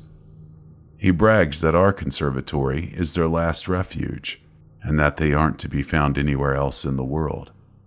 Exactly where they're from originally and how he acquired them varies from telling to telling, but he is at the very least telling the truth about their rarity. As far as I've been able to determine, they're not even an officially recognized species. The widows aren't just notable for their beauty, however. They're an extremely social species, nearly as social as an anthill or a beehive. Stretching across the conservatory, suspended about 12 feet in the air, is a massive silk colony. There's a large central nest dangling from the ceiling, about a dozen smaller nests scattered across the room, and an intricate network of masterfully spun spider webs linking them all together. There are always spiders running along it, performing maintenance or transporting food. There are also guard spiders who just hang down on a single thread to keep watch and send vibrations back along it to communicate to the rest of the colony. Those are my boss's favorite, since they're the easiest to get a good look at. Or rather, perhaps I should say they're his favorite living spiders. The dead ones, however, he prizes above any conventional jewels. They're tens of thousands of times scarcer than diamonds, and he controls their only hatchery.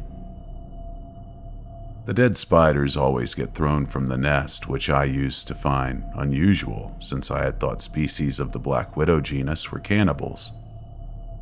In fact, the more I thought of it, the more it bugged me, since the spiders obviously have the cognitive capacity to have any sort of taboo against cannibalism, which means they must be acting on instinct. What evolutionary reason could they have for not eating their own dead? Regardless of why they do it, whenever I see a body, I'm to gently sweep it up and turn it into our entomologist. Depending on their quality, he'll either incinerate them, use them for research, put them on display, sell them for no less than $25,000 a carat, or In the case of the most perfect specimens, give it to our boss. Most crucially, though, I am never, ever to step on one. That was made abundantly clear to me from my first day. Less clear, though, were the consequences for doing so, since I've never actually done it. The spiders have a habit of tossing the dead where they're clearly visible, a visibility which is aided by their brightly colored, shiny rear ends. This made the whole not eating their dead thing even weirder to me, since it seems like they would attract predators. When I first asked my boss what would happen if I did step on a spider, my only answer was that I'd be finished. I used to think that meant I'd be fired.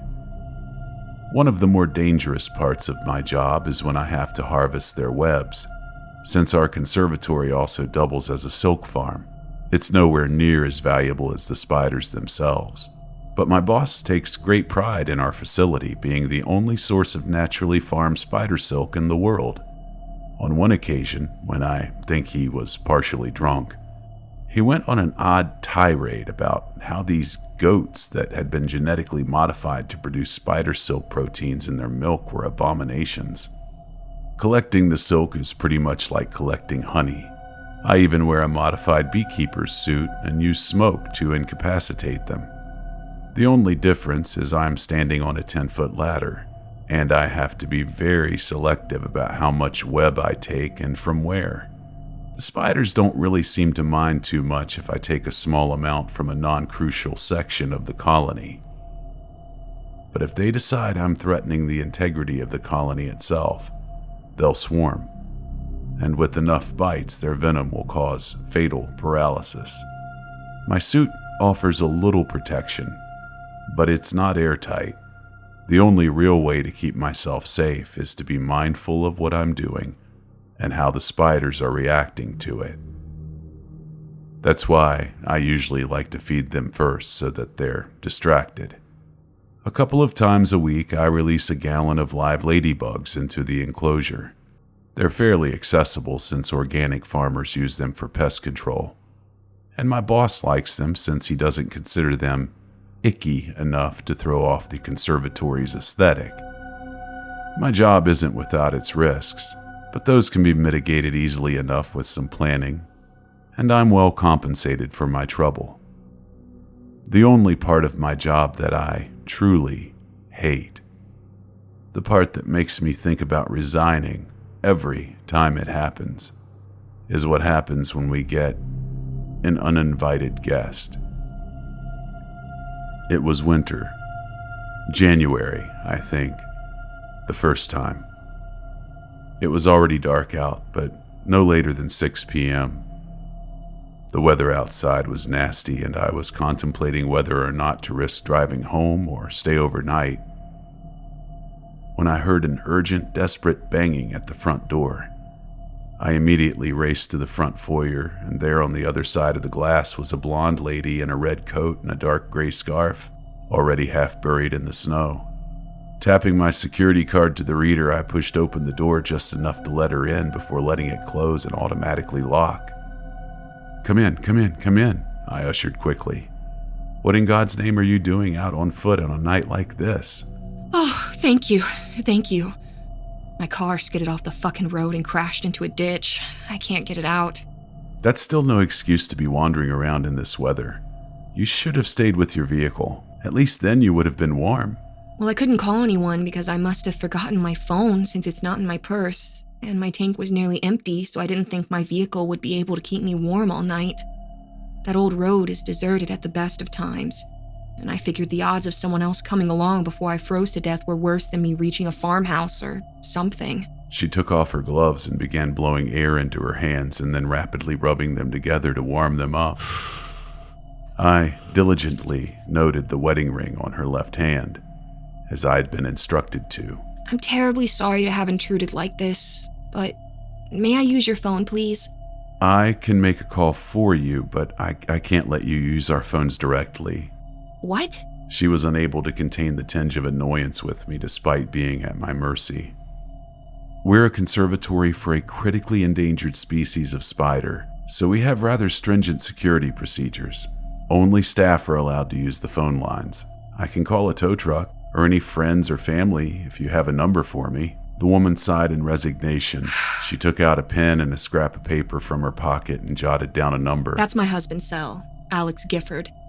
Tell him my car's stuck somewhere on Mordred Drive, and I'm safe here for now. I'm Carrie, by the way." "Holden," I nodded.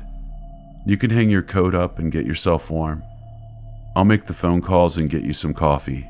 She smiled gratefully. "Cream and sugar, please. Thank you."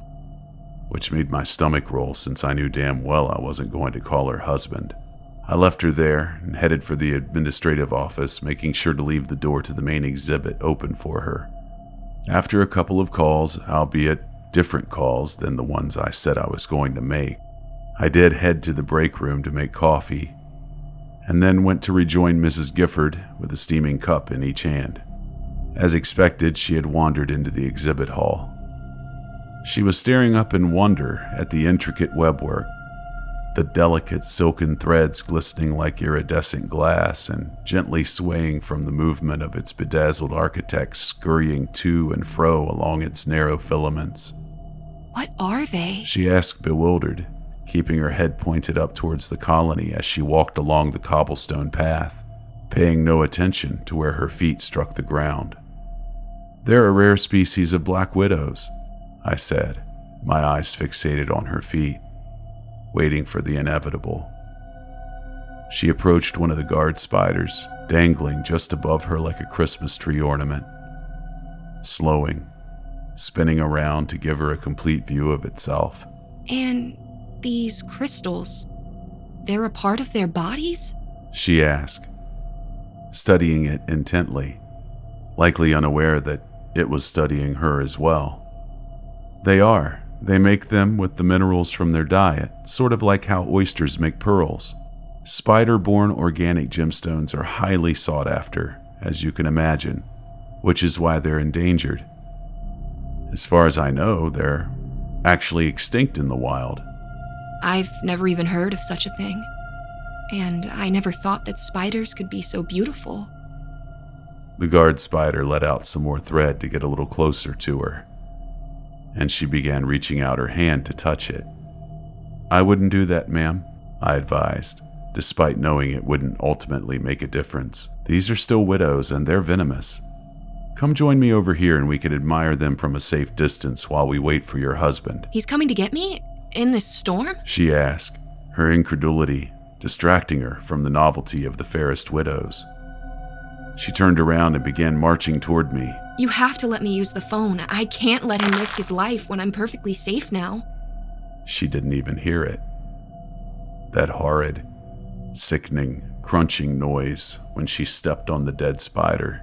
I immediately glanced back at the guard spider that had been watching her and saw it thrumming its thread with its rear legs, the vibrations traveling all the way up it and throughout the colony. "What's with the face? Surely you won't get in that much trouble just for letting me use the phone," she argued, oblivious to the danger we were both in now. "I'm so sorry," I said softly, feeling a lump in my throat and tears in my eyes.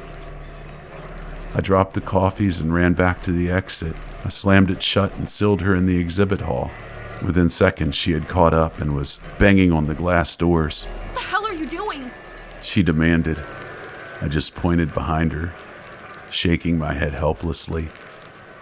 She turned around and saw that the thousands of spiders were now emerging from their nests en masse and converging on her location. "Oh my God, let me in! Let me in! Let me in!" I presume you've seen a ball of spider babies at some point.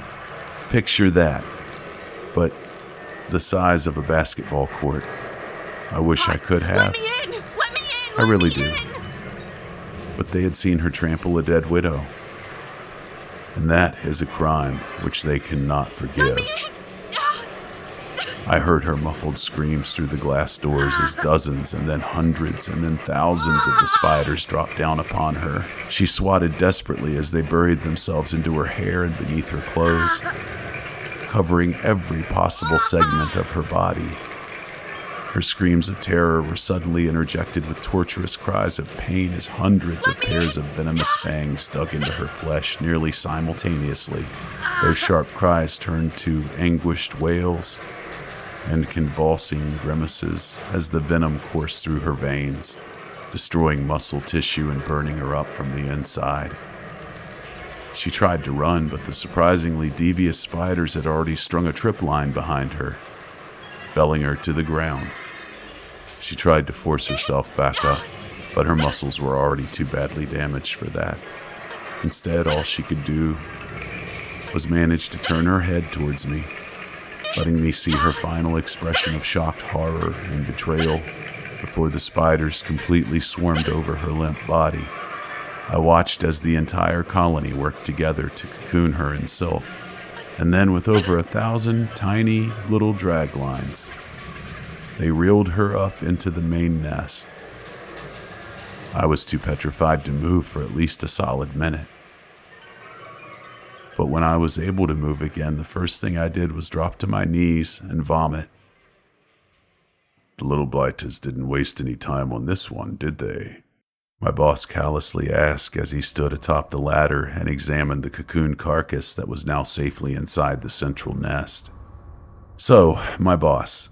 I've mentioned him a few times, and by now you may be wondering what sort of man keeps a menagerie of man-eating arachnids as his personal terrarium. I don't have all the answers, but this is what I do know. First, his name is Seneca Chamberlain. He's earned a reputation as our local eccentric millionaire. But if you've never lived in Harrowick County, then you likely haven't heard of him. He's exceptionally, though indeterminately, wealthy, as you can imagine. He also has a very Victorian fashion sense. He likes to dress in frock coats and cravats and top hats, velvets and silks, and always in deep reds and golds. A plutocrat with a pretentious and fashionably old-fashioned taste in clothing wouldn't normally be anything to get too worked up about. Except for that, my boss looks far younger than I know him to be. Than anyone knows him to be. That, too, isn't all that unusual. Plenty of rich people look good for their age, but no amount of Botox or stem cells or plastic surgery can explain this. He looks no more than 40, and I know he's looked that way for decades at least. The most unsettling thing is that the name Seneca Chamberlain goes back to the earliest surviving county records from nearly 200 years ago. My boss, of course, claims he's merely a descendant of the original Chamberlain and that it was only poor record-keeping that failed to make that clear. But there are photos and portraits of his father and grandfather, and look, if it wasn't for the fact that I've seen him walking around in broad daylight, I'd swear he was a vampire. No, they didn't. I answered him softly as I sat slumped up against an information placard, my head tilted backwards toward the ceiling as I tried to process everything that had happened. She stepped on a spider almost as soon as I called you. Well, that would do it, all right. He smirked, his eyes darting back and forth as he followed the countless widows going about their business. And you said she was married, correct? She was, I croaked, the stinging of tears starting to fill my eyes once again. To a man? He asked nonchalantly as he started climbing down the ladder. Yeah, what does that matter? It's just that it really tickles my fancy when this place becomes an actual widowmaker. Still, widowers are a subtype of widow, now aren't they? Small victories then, Holden. Small victories. Come on now, stop moping. You did beautifully. And don't worry about any future problems with the law. That's all been taken care of. I turned my head to him then, wearing a poorly restrained glower of disgust and loathing. Sir, with all due respect, is this just a game to you? We leave the front gates open, let curious or desperate passers-by wander on in, and then just let them do as they please until the widows snatch them up, just so that you can get your kicks and make a pun? Chamberlain just tossed his head back and chuckled dryly. No, heavens no. I have far too much invested in this enterprise to risk bringing it to the authorities' attention over mere frivolities. No, Holden. I'm afraid that the occasional incident is quite essential to our operations. Why don't you climb up yourself and take a better look? That should make things a bit clearer. My stomach churned at the prospect at looking at Carrie's silk-encrusted, spider-covered corpse. But I had let her die. If there was actually a good reason for that, I needed to know. I forced myself to my feet and trudged up the ladder to see what Chamberlain was going on about. I peered down into the nest and saw exactly what I had expected to see: a silk-encrusted, spider-covered corpse. But then I noticed that the spiders were behaving very unusually. Instead of their usual, meticulous, coordinated activity, they were climbing all over each other, seemingly at random, their limbs intertwined, unfamiliar globules of material being ejected from their abdomens in a mass orgy of... Fuck, it's an orgy. They're breeding. That's right. They only breed when they come across a windfall of food, such as this. Very responsible of them. Sacrifices such as these are necessary to ensure the survival of the colony. But why human sacrifice? Why not a pig or a cow or a stray dog? Why do we have to feed them people? He scrunched his face as he considered his response. Well, Holden, the widows are a result of co-evolution with and selective breeding by people. They evolved the gemstones to attract us just as flowers evolved their blossoms to attract bees, and they offer us their dead in exchange for food and security. If someone or something steps on a dead spider, that's a threat to that arrangement. They kill them to ensure they don't destroy any more of their offerings and use their body to fuel the next generation of fairest widows to offset the damage. That still doesn't... I'm getting to that. In addition to the gems and the silk, they produce a byproduct that's even more valuable. It's a sort of honeydew substance they use to nurse their young. It also happens to have unique biomedical properties that vary depending on the source of their meal. Feeding them cows and pigs and dogs would be all well and good if I were a veterinarian.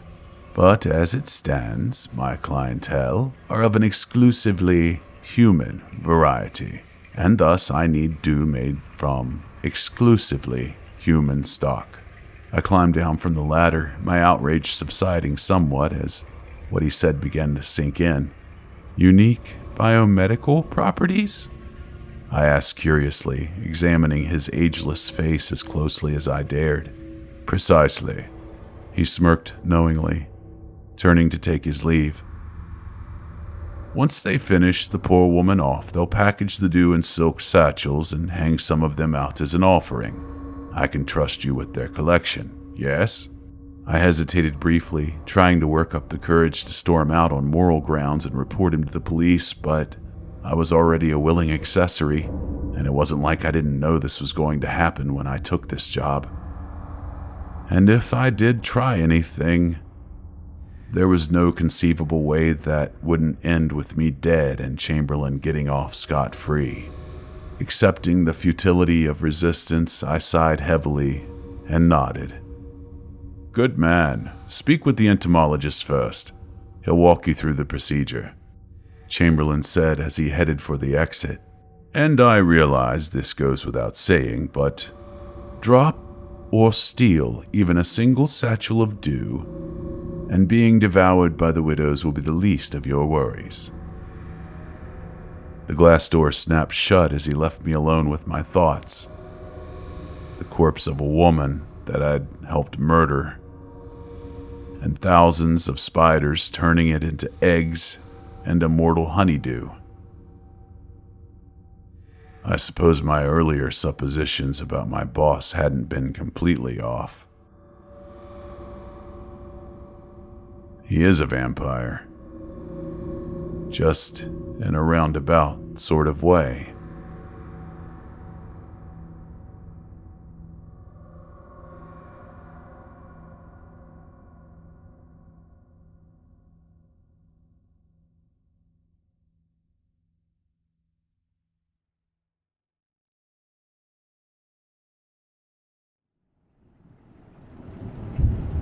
My heart stopped for a second.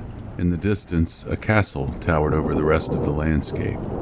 With each crack of thunder and spear of lightning, the gigantic, fleshy structure was silhouetted in the shadows. Purple clouds hovered over the fortress. It stretched a mile or two wide.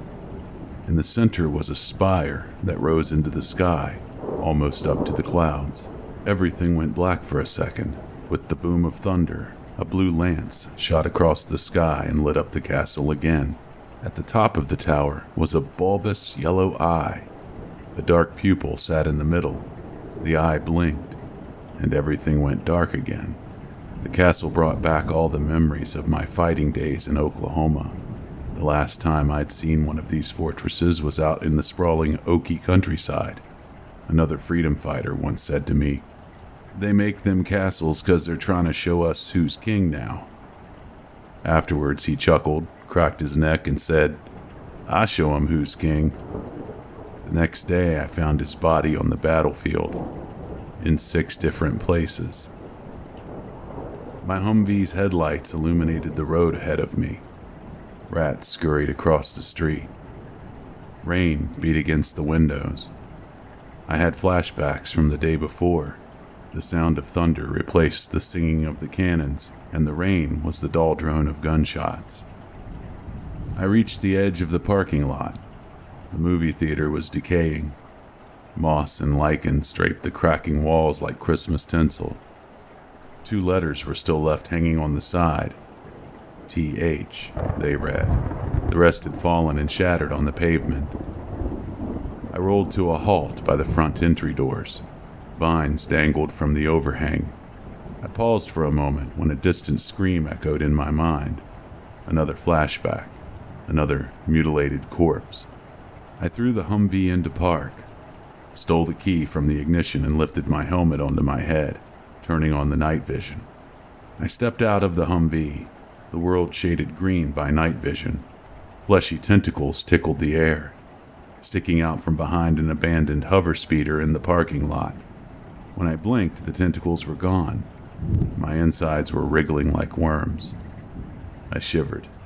My knees tickled like they might buckle and give out if I hallucinated the tentacles again. Locking the Humvee behind me, I entered the theater.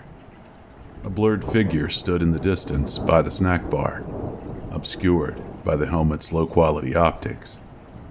I felt my skin flaring when I noticed him at first. I turned off the night vision and switched on my headlamps. His figure had lost most of its muscle now. When I first met him, when I was 4, he was tall and his muscles were bulging. The man who stood there was a skeleton now.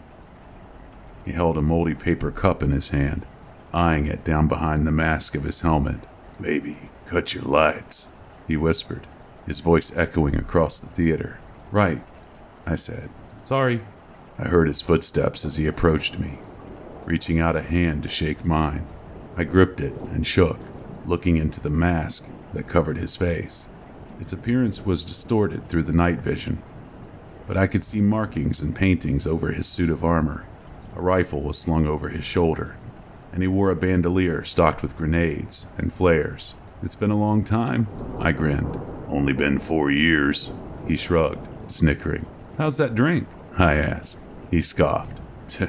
"Still good." He chucked the cup behind him. It splashed as it landed on the carpet. "Maybe keep it down?" I joked. "Piss off," he mumbled. "Christ, how I've missed you. How you been?" "I've been good. At least I'm doing better than how we did in our Oklahoma days. How have you been?" "Jesus, don't remind me about Oklahoma. Fucking massacre. And how'd you expect me to be doing? We're at war." He patted me on my shoulder. I threw my arm around his neck, and we began to walk towards the snack counter. "I see you're still the same man, at least in your head. Where'd all your muscles go?" "I've lost it. Times have been rough." "Really?" "I know we're fighting in the same state now, but you haven't seen the shit happening by Omaha. Did you see that stronghold out there? The one with the massive eye?" I took my arm off of him. He jumped over the counter, as I did. "Yeah, the one with that fucking eye. You know how many attack runs we've done on that thing?" "Not sure if I want to know. You're scaring me just talking about it." "We've done 23. 23 raids. My jaw dropped, and I spun around to look at him. You can't be serious. We only did 5 on that one in Oklahoma. Yeah, that's what I told my commander, he exclaimed, shaking his head. I sniffled. There was a mold growing in the back of the popcorn machine.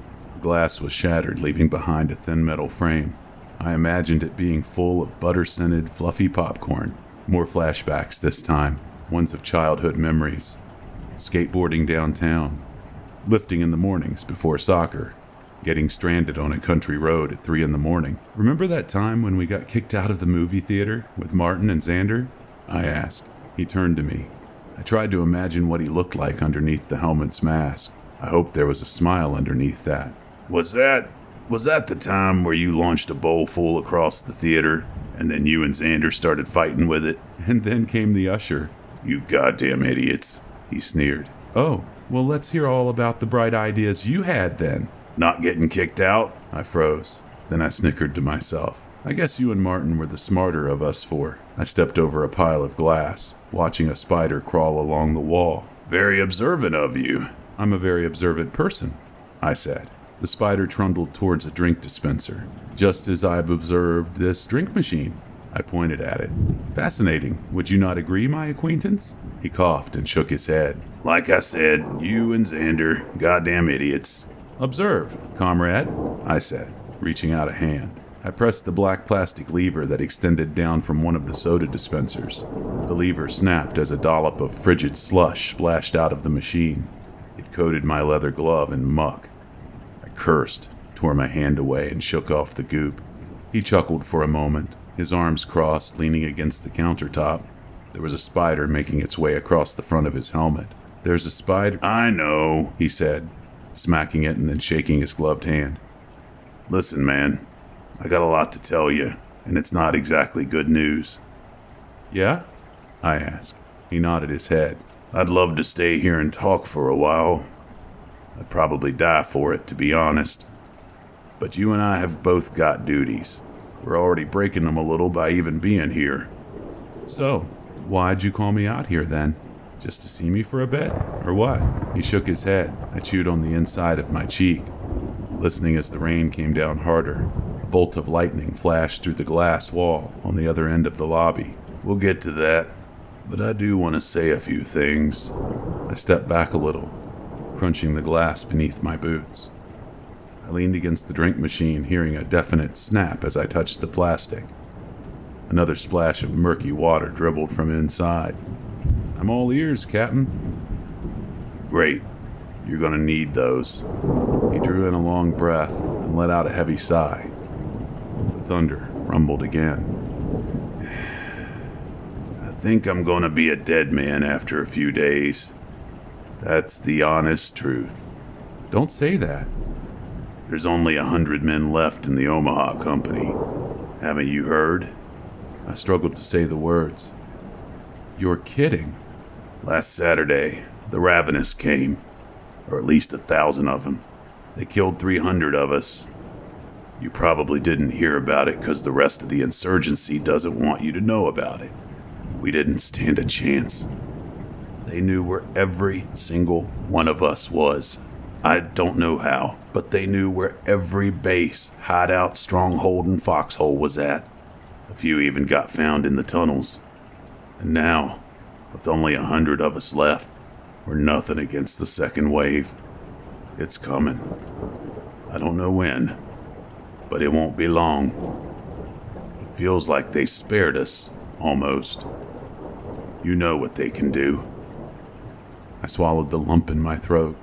A flash from outside illuminated the lobby. I'm sorry. How many civilian casualties? The silence was cruel. 500, he mumbled. The number had the impact of a bullet. I didn't speak for a minute. Neither did he. The rat squeaked. I scanned the theater, feeling pins and needles all over my body. My hands vibrated, cursed with tremors. I controlled my shaking. So, keep talking, I murmured. He cleared his throat. I don't have anyone left to trust. He paused. I know we fought a lot, sometimes with punches instead of words, but we always apologized after, and that'd be the end of it. I'd be a dead man if you hadn't been with me in Oklahoma. You'd have died too if I wasn't there for you. Yeah, I'm getting sappy, but I don't think I'll ever get another chance to get this sappy with somebody. We're two very, very different people. You annoy the shit out of me sometimes. I'm sure I piss you off plenty too, but I have no idea what the hell we'd do without each other. You don't sound like yourself. You've never been much of a speech giver. He shrugged. You deserve it. You've been my best friend, always. Don't take this the wrong way, but you're an idiot. I taught you everything. How to talk to girls, how to get some balls. You know, life. But even then, you never used me as a father you never had. You never begged me to help you. And if you did, I told your ass right off. You were the best man at my wedding. You came over and surprised me when I got into college. You convinced me to keep playing guitar when I was going to quit. Called me when Brooke broke up with me and left a box of condoms on my porch as a joke. Stupid as hell, but I needed it that night. He started to choke on his words. I love you to death, and I can't trust anyone else more than you. My eyes began to sting. My throat got tight, and all the words that had been building up were caught in a net. I opened my mouth to talk, but stopped. I swallowed all the emotion back, and then took off my helmet. I tapped a button on my armor, and a white beam flashed from the light on my arm. I shined it on my face, and spoke in a small, near-silent warble. "Take off your helmet," I told him. He hesitated. Then, slow-like, his hands grasped the sides of his helmet, and he pulled it off, holding it at his side with one hand. With the other, he lit up his face. His eyes were sunken, purple bags formed under them. His sandy blonde hair was unruly, a wet mop. Streaks of mud coated his chin and jawline. My friend looked like King Odysseus must have after coming home to Ithaca. He had that lost-at-sea look about him. Now the squirming feeling in my chest was replaced with a frigid, aching sensation. "I don't want you to die," I chirped, my voice disappearing. His eyes started to get puffy and red. "Don't you fucking cry on me now. If you've ever learned anything from me, it's that you don't need to cry about everything. Now, like I was trying to say, there wasn't ever another man on this planet that I trusted more than you. And if there was, they're probably dead now. There's not a lot left, but I know what remains." I stared at him, my lower lip twitching. My face began to get hot, and I felt my skin turn cherry red. "Oh," I chuckled. "The years haven't changed you after all." "No, it's not supposed to sound cliché. My daughter, Hope," he said matter-of-factly. Another mental bullet. I started to frown. "What do you mean?" I asked. A smirk appeared on his face. He scratched the back of his hand and took a few steps forward, towards me. He put a hand on my shoulder, and I looked into his small hazel eyes. "If I'm going to die, I am not taking Hope with me," he said. And this was the third bullet. I stammered as I tried to find the right words. I can't take care of her. She's your daughter." My voice began to trail. He shook his head. "What's the mission of the insurgency?" he asked. I looked into his eyes again, and the answer came to me. "To fight the ravenous and protect the people," I whispered. "Now, think about it." I did. Blue light shrouded us as a fork of electricity blasted across the Nebraska sky. "I've done you 1,000 favors over the years, and you've paid me back by fighting at my side and saving my life a few times. This is more than that. This is my everything." My lips flipped between frowns and smiles. I thought all of my organs were shriveling up and decaying as we spoke. Now I placed a hand on his shoulder. "I'll take good care of her. Norfolk's safe, at least it will be, for a while." He raised his arm, covering his cough. "Perfect. There was another long silence now, filled only by the sounds of scampering animals and ambience of the storm. "I love you to death," I said. "I love you too, dumbass." He leaned in closer, wrapping his arms around me in an embrace. I held it for a while. We stood there, two grown-ass men hugging in an abandoned movie theater, for at least 30 seconds. He let go first. He started by putting his helmet back on and then turning off his light. I followed suit. "What remains is hope," I reminded him. He scoffed. "Idiot. "That's more like it." Let's go pick her up. I've got some squad mates watching her. She's not far from here. As soon as you get her, you speed till you're out of the city. At least until you're far enough away from the castle that you can't see that fucking eye." "That motherfucking eye," I joked. He reached out his hand, and I shook it once more. His grip lost some of its strength. He now appeared even smaller than he already had at first. His hunched corpse stood before me, still armed and dressed in his battle armor, to fight the ravenous and protect the people, I thought. "Right." We started to walk out of the theater. "Now, you tell your commanding officers you found Hope by accident. I want you to take her somewhere in northwestern Nebraska if shit gets heated in Norfolk. Done my research. That's about the safest place." "That's the Badlands. Less food." "And less of the ravenous. I don't care." I paused. "You got it, boss." "And I know you want your rations too, but don't forget to feed her." "I'm listening." He shot me a look. "And I got something big to ask of you." I frowned. Our walking slowed to a momentary halt. "Yeah?" If it comes down to it, you'll die for her. Right?" I winced. I tried to breathe as we started to walk again. "Someone's got to look after her," I mumbled. We pushed our way out of the glass doors, walked out from underneath the overhang, and into the gushing rain. It was coming down heavier now. The earthy scent of mud and fresh rainfall filled the air. Lightning lit up the sky, revealing the castle in the distance. I stared into its bulging eye. I wondered if it could see us. I wondered if that's how they'd found all the freedom fighters. The Humvee unlocked as I pressed the button on the key and clambered into the driver's seat. I pushed the key into the ignition and turned, the engine roaring to life. The windshield wipers started up, waving the sheets of water off of the glass. I removed my helmet and fastened my seatbelt. My friend settled in, stretching and scratching his chin. "Guess we do have some time to talk now," I mentioned. He stared at me for a moment, a coy smile tugging at the edge of his lips. "Just shut up and drive."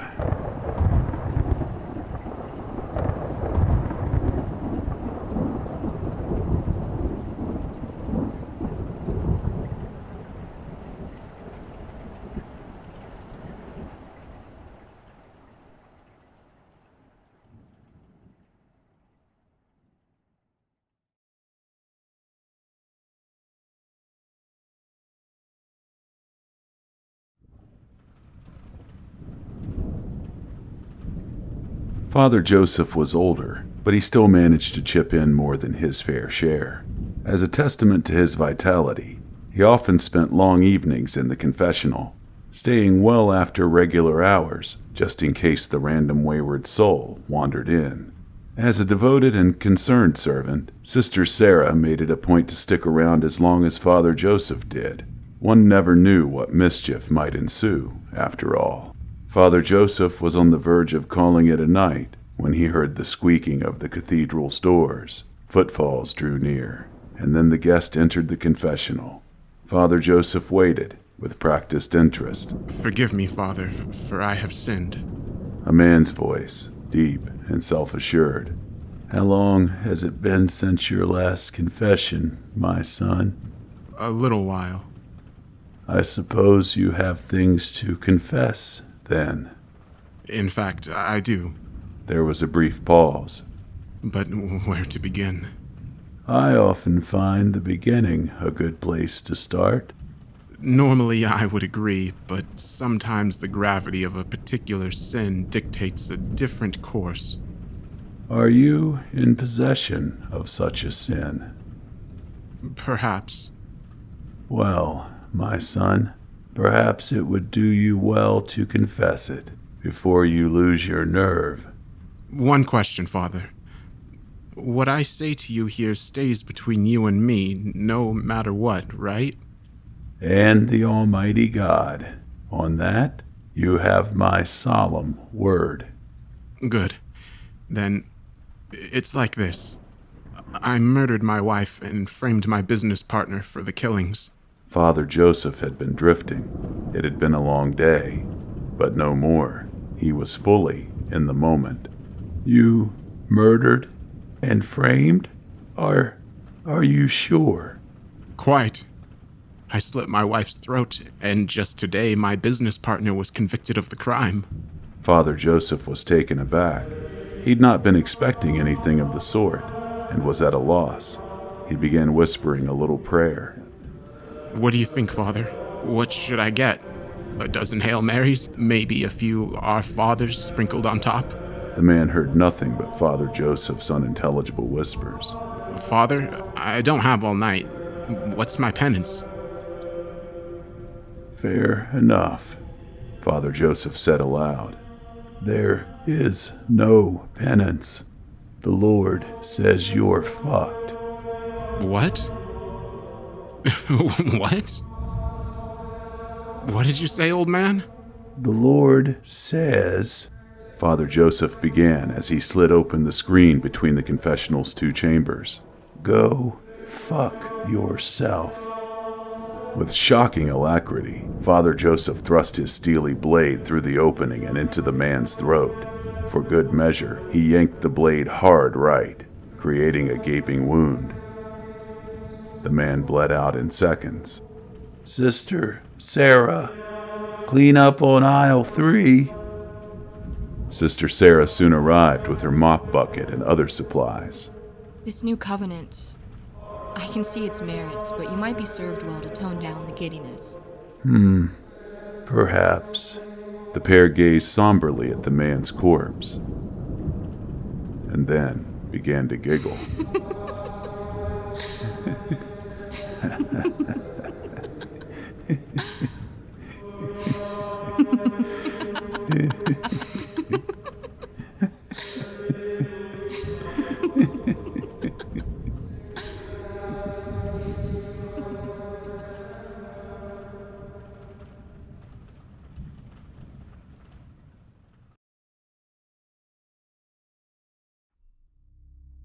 It was such a small thing, insignificant in the grand scheme of it all. It was hardly worth any focus or attention. The bullet was small too, in a different sense, I guess. To be honest, I didn't even feel it when it first tore through my chest. The first thing I noticed was the damage it had done to my book. I'd been walking down the street reading the last few pages of Dead-Eye Dick. I was just at the part about Will Fairchild's parachute, or lack thereof.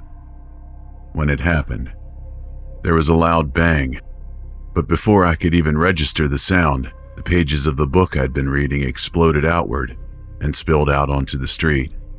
People scattered, but I was too busy reaching for the pages before the wind could steal them away from me. I sank to my knees and reached out for the papers, but for some reason I couldn't breathe. At first, I thought it was a car backfiring, but when I looked up, I saw the gun withdrawing into the SUV that was speeding away. It wasn't until I looked down and saw the hole in my chest that I connected all the dots. I'd been shot. The last thought that went through my head was, the book. How did it end? As far as last thoughts go, it was a bit lackluster. I hadn't really thought profoundly on what my last thoughts should be, but I was hoping for something a little more poignant to come forward in that moment, I suppose. I collapsed onto my face, and I was dead within seconds. So it goes. My story should have ended there, out on the pavement with blood pouring out of me. But it didn't. You could call it unresolved issues binding me to this mortal coil, but I think it was really just interest. I wanted to see what happened next. I chose to follow the path of Trotsky, watch the world continue on without me. I died there, but I didn't stop existing. I watched as police cordoned off the area with tape and tried to discourage rubberneckers. It didn't work. The sidewalk was soon crowded with people trying to see over the shoulders of the policemen that were on scene. Cops tried to get witness statements. They saw a black car speeding off, and that was about it. The weight of it all slammed down on me like 1,000 bricks. I was dead. I lingered there for a few hours, trying to make sense of it all, but I couldn't piece it together. How did this happen? How could this happen? I had so much I wanted to do, so much I needed to do. I had a family. I broke down only a few feet away from my body. It was then, while I was crying, that I shifted. One moment I was lying on the street, curled up in the fetal position. The next moment I was in my house. I don't know how much time had passed. I assumed a couple of days, judging by the house's appearance. It looked disheveled. Dust had begun to form, and the counters were cluttered. I looked for my parents, wondering if there was some way I could communicate with them. I spent a few weeks with them there visiting. I kept hoping that they would come to some form of acceptance about my death, or at least move on. They didn't. I screamed at them, begged for them to hear me, supplicated to God for some reprieve. Nothing. I could only watch them as they attempted to cope with the loss of their only son. My dad, who was always such a quiet man, was now belligerent. The smallest thing seemed to set him off. Call during dinner. Stupid plot twist on a television show. Even something as small as stubbing his toe on the coffee table resulted in a violent outburst. He shouted and he spat and he swore. He was so angry. At everything. At the world. At himself. There was nothing left of him except a seething mass of anger at the injustice of the world. My mom was even worse. It was as if the bullet that had torn through my chest had pierced her heart as well. She moved around the house with sunken eyes that were bloodshot, afraid to set off my father. She tried to keep herself together around him, but it was obvious to both of them that she was nowhere near okay. She cried and spent most of her free time in my old room, curled up on my bed and weeping. My old bedroom had become a shrine, with my mother being the only supplicant. Nothing in my room had been touched, nothing was moved. She spent hours crying into my bedspread when she knew my dad was gone. It served as a monument to her all-encompassing sadness. I tried so hard to make my words reach her, but they were as insubstantial as the wind. I wanted to tear apart my room, hurl my books against the wall, anything to ease some of my frustration. There was nothing I could do. There was nothing. I left them a few days later. I couldn't stand to be in that mausoleum any longer. I couldn't see my father spend another day consumed by his rage at the injustice of the world, or another night of my mother crying herself to sleep curled up in my old bed with a toy I used to play with. I couldn't bear another second of them as they spiraled into depression. My only option was to run. I couldn't help them, and I had no intention of watching them self-destruct. I made up my mind about what I needed to do. I could visit my friends, but chances were good that it would only make me more depressed. I could visit the girls I had a crush on and never told, but what would be the point of that? I had to find him. I had to find the man who shot me from that black SUV and left my parents emotionally crippled. At the time, I didn't know what my intentions were, but now I think I knew what I wanted to happen all along. I wanted justice. I wanted retribution. It didn't take too long to find him. I don't know if it was some bond we shared or just dumb luck. As soon as I saw him, I knew that I would be with him until the day he died. He looked nothing like I imagined. If anything, he was so much younger than me. He looked like he wasn't a day over 16. He even had acne, for God's sake. He was thin and lived in an apartment complex with his mother. She was a single mom, so she spent most of her time at work, giving him free reign of their tiny apartment. He spent most of his time in his room listening to rap. I spent most of the day watching him, in confusion. How could this teenager have killed me? For what reasons did he have to pull the trigger? I spent my first week there following him everywhere and watching him. I waited to see some form of remorse or regret for his actions. He gave no indication that my death had even impacted him. He hung out with his friends. They looked like a bunch of suburban teenagers playing at being gangsters. There was one interaction that has been burned into my memory.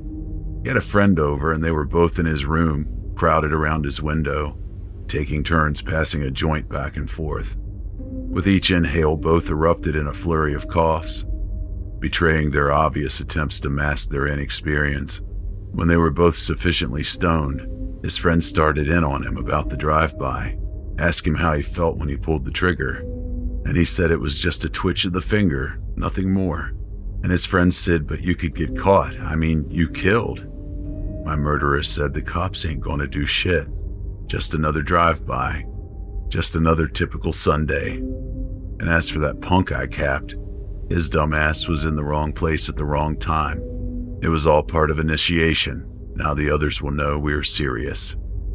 That was the end of it.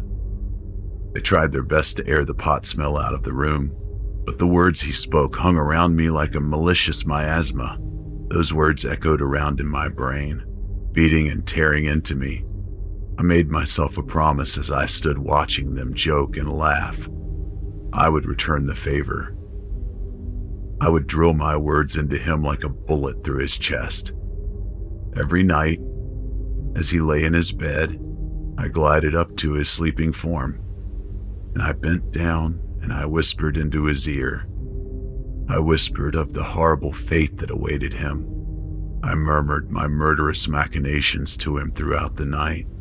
I intimated my intentions of what I was going to do to him once he died and entered my plane of existence. I was going to tear him apart, limb from limb, piece by piece. I was going to turn his afterlife into hell because I couldn't impact him in this life. I whispered throughout the night to his sleeping form. Much like my previous attempts at communication, it failed. He gave no indication of having heard me, but that didn't stop me from doing it. It was a cruel compulsion. It gave me a reason to exist. I spent the days haunting him and thinking of horrible shit to whisper in his ear at night. The change was almost imperceptible at first. I had been whispering his sins into his ears for a week now, and I was just about ready to give up and resign myself to my fate when it happened. On the 8th night, my killer rolled over in his sleep, and I heard the faintest sound. It sounded like a whimper, some pained response to my tireless labors. That one action, that small sound, caused me to redouble my efforts. I had managed to get a message to him. I was ecstatic. Maybe, with time, I could learn to control this gift. I had to keep talking to him. I had to keep tormenting him. The thought never crossed my mind to return to my parents and attempt some form of reconciliation or help them move on. I was too busy with the man who had put me in this position. I think that's my greatest regret in all of this. I had an opportunity to try and help my parents move on, but instead, I chose to torment my killer. As time went on, he began to sleep more fitfully. He would toss and turn as my words echoed unheard into his ears. He began eating less and less. He would pick at his food, enough to trick his mother into believing that he was eating. He began to grow thin. Still, I whispered my midnight maledictions to him. He stopped hanging out with his wannabe gangster friends. He became withdrawn, stopped speaking to people as he grew more and more morose. Still, I whispered my curses and invectives. He would sneak off at times during the day, wiping away tears. At night, he would break down, crying into his pillow in an attempt to smother the sound. And still, I whispered. He wasn't the only one that was beginning to crumble away. My metamorphosis began as something almost imperceptible. It started with my skin beginning to crack, tiny fissures spreading along my flesh, revealing decayed tissue underneath. My skin turned mottled and gray. I couldn't see my entire body, but I was certain that if I could, it would be similar to that of a moldering corpse. I reasoned that it was an effect of my body decomposing. My ghostly form was still linked to my body in some way. As it rotted, so did my current form. I wondered what would happen to me if enough time passed. Would I be reduced to mummified remains? Or would the worms pick me apart, leaving me a skeleton? Either way didn't matter to me. I was too busy tormenting him. I wouldn't stop. I couldn't stop. I continued my malevolent midnight mantras to him for 2 more weeks before the end came. I had started whispering to him at all hours of the day by then. He hadn't left his room at all that weekend. He just sat in darkness as I told him of my hatred for him and how it would be better if he died. Upon uttering those words, the floodgates shattered. My words couldn't reach him, but maybe my sentiments did. He shot up from his bed as if galvanized and began tearing down posters, throwing his stuff around the room and venting his emotions. His mom heard the commotion. She began knocking on his door. He ran across the room and locked the door before she could open it. She asked him what was wrong, and that's when he began his confession. The words spilled out of him like blood from a bullet hole. He wept and said, "I killed him. I didn't mean to. They said I had to do something to prove I wanted into the gang, that I would be willing to do anything for them. I thought that if I pulled the trigger, but missed him, it would be good enough. It was an accident. I swear I didn't mean to shoot him. I didn't." I could almost hear the gears in her brain turning to try to connect the dots. It only took a few seconds before there was a loud thud on the floor outside the door. She collapsed under the weight of his revelation, her breath stolen away from her. He began tearing his closet apart, looking for something. He found it and returned to his bed, cradling the object like it was a precious gift. The gun looked heavy in his grip, almost comically large in his small hand. He sat down and thumbed the safety off. I was surprised he could even manage that through his tears. He turned the gun back and forth in his hands as if trying to figure something out. He must have reached a conclusion, because he took a deep breath, wiped away his tears, and spoke. He said, "I'm sorry, Mom." He turned the barrel towards himself and raised it to his head. He wrapped his lips around the cold steel. I could hear his teeth chattering and clicking against the barrel, the sound of the hammer being fanned. Everything was twisting into a sobering light. He was going to end himself. I should have felt happy, but all I felt was sickness in my stomach. It felt like there was something lodged in my throat, but no amount of swallowing or coughing could dislodge it. I didn't want to see this. I didn't want to know that I had caused all of this. I turned to leave, but there was something in my way. It stood in front of the door and blocked my retreat. The being was hard to describe. The best explanation I can give of it was that it was staticky and blurry. I couldn't make out a definite form, but it seemed vaguely humanoid in appearance. The air around it shimmered like I was looking at hot asphalt on a desert road. I didn't have much time to examine it, as it spoke as soon as it was sure I had seen it. "It is too late to turn away now. Watch what happens next, knowing that there is little to no difference between him pulling the trigger and you." I felt myself being turned towards the boy on the bed. I didn't see the entity move, but I felt it exerting its influence over me. I couldn't turn away. I watched as he struggled to breathe around the gun in his mouth. His mother's wailing drowned out his whimpering. He closed his eyes, and I knew what was coming next. I couldn't turn away. I couldn't shut my eyes. I stood over his body. He was pitched back over his bed. There was a small dribble of blood coming from the wound. He twitched as a little spark of life he had in him was extinguished. I heard his mother ramming the door, trying to break through and reach him. It was too late for him. He was gone. It was too late for me as well. The figure approached me, and I knew that my time here was almost done. I told the thing that I was ready. His form shifted with what I assumed was a nod. I was ready to leave this world. I felt myself floating up, and I let myself be taken.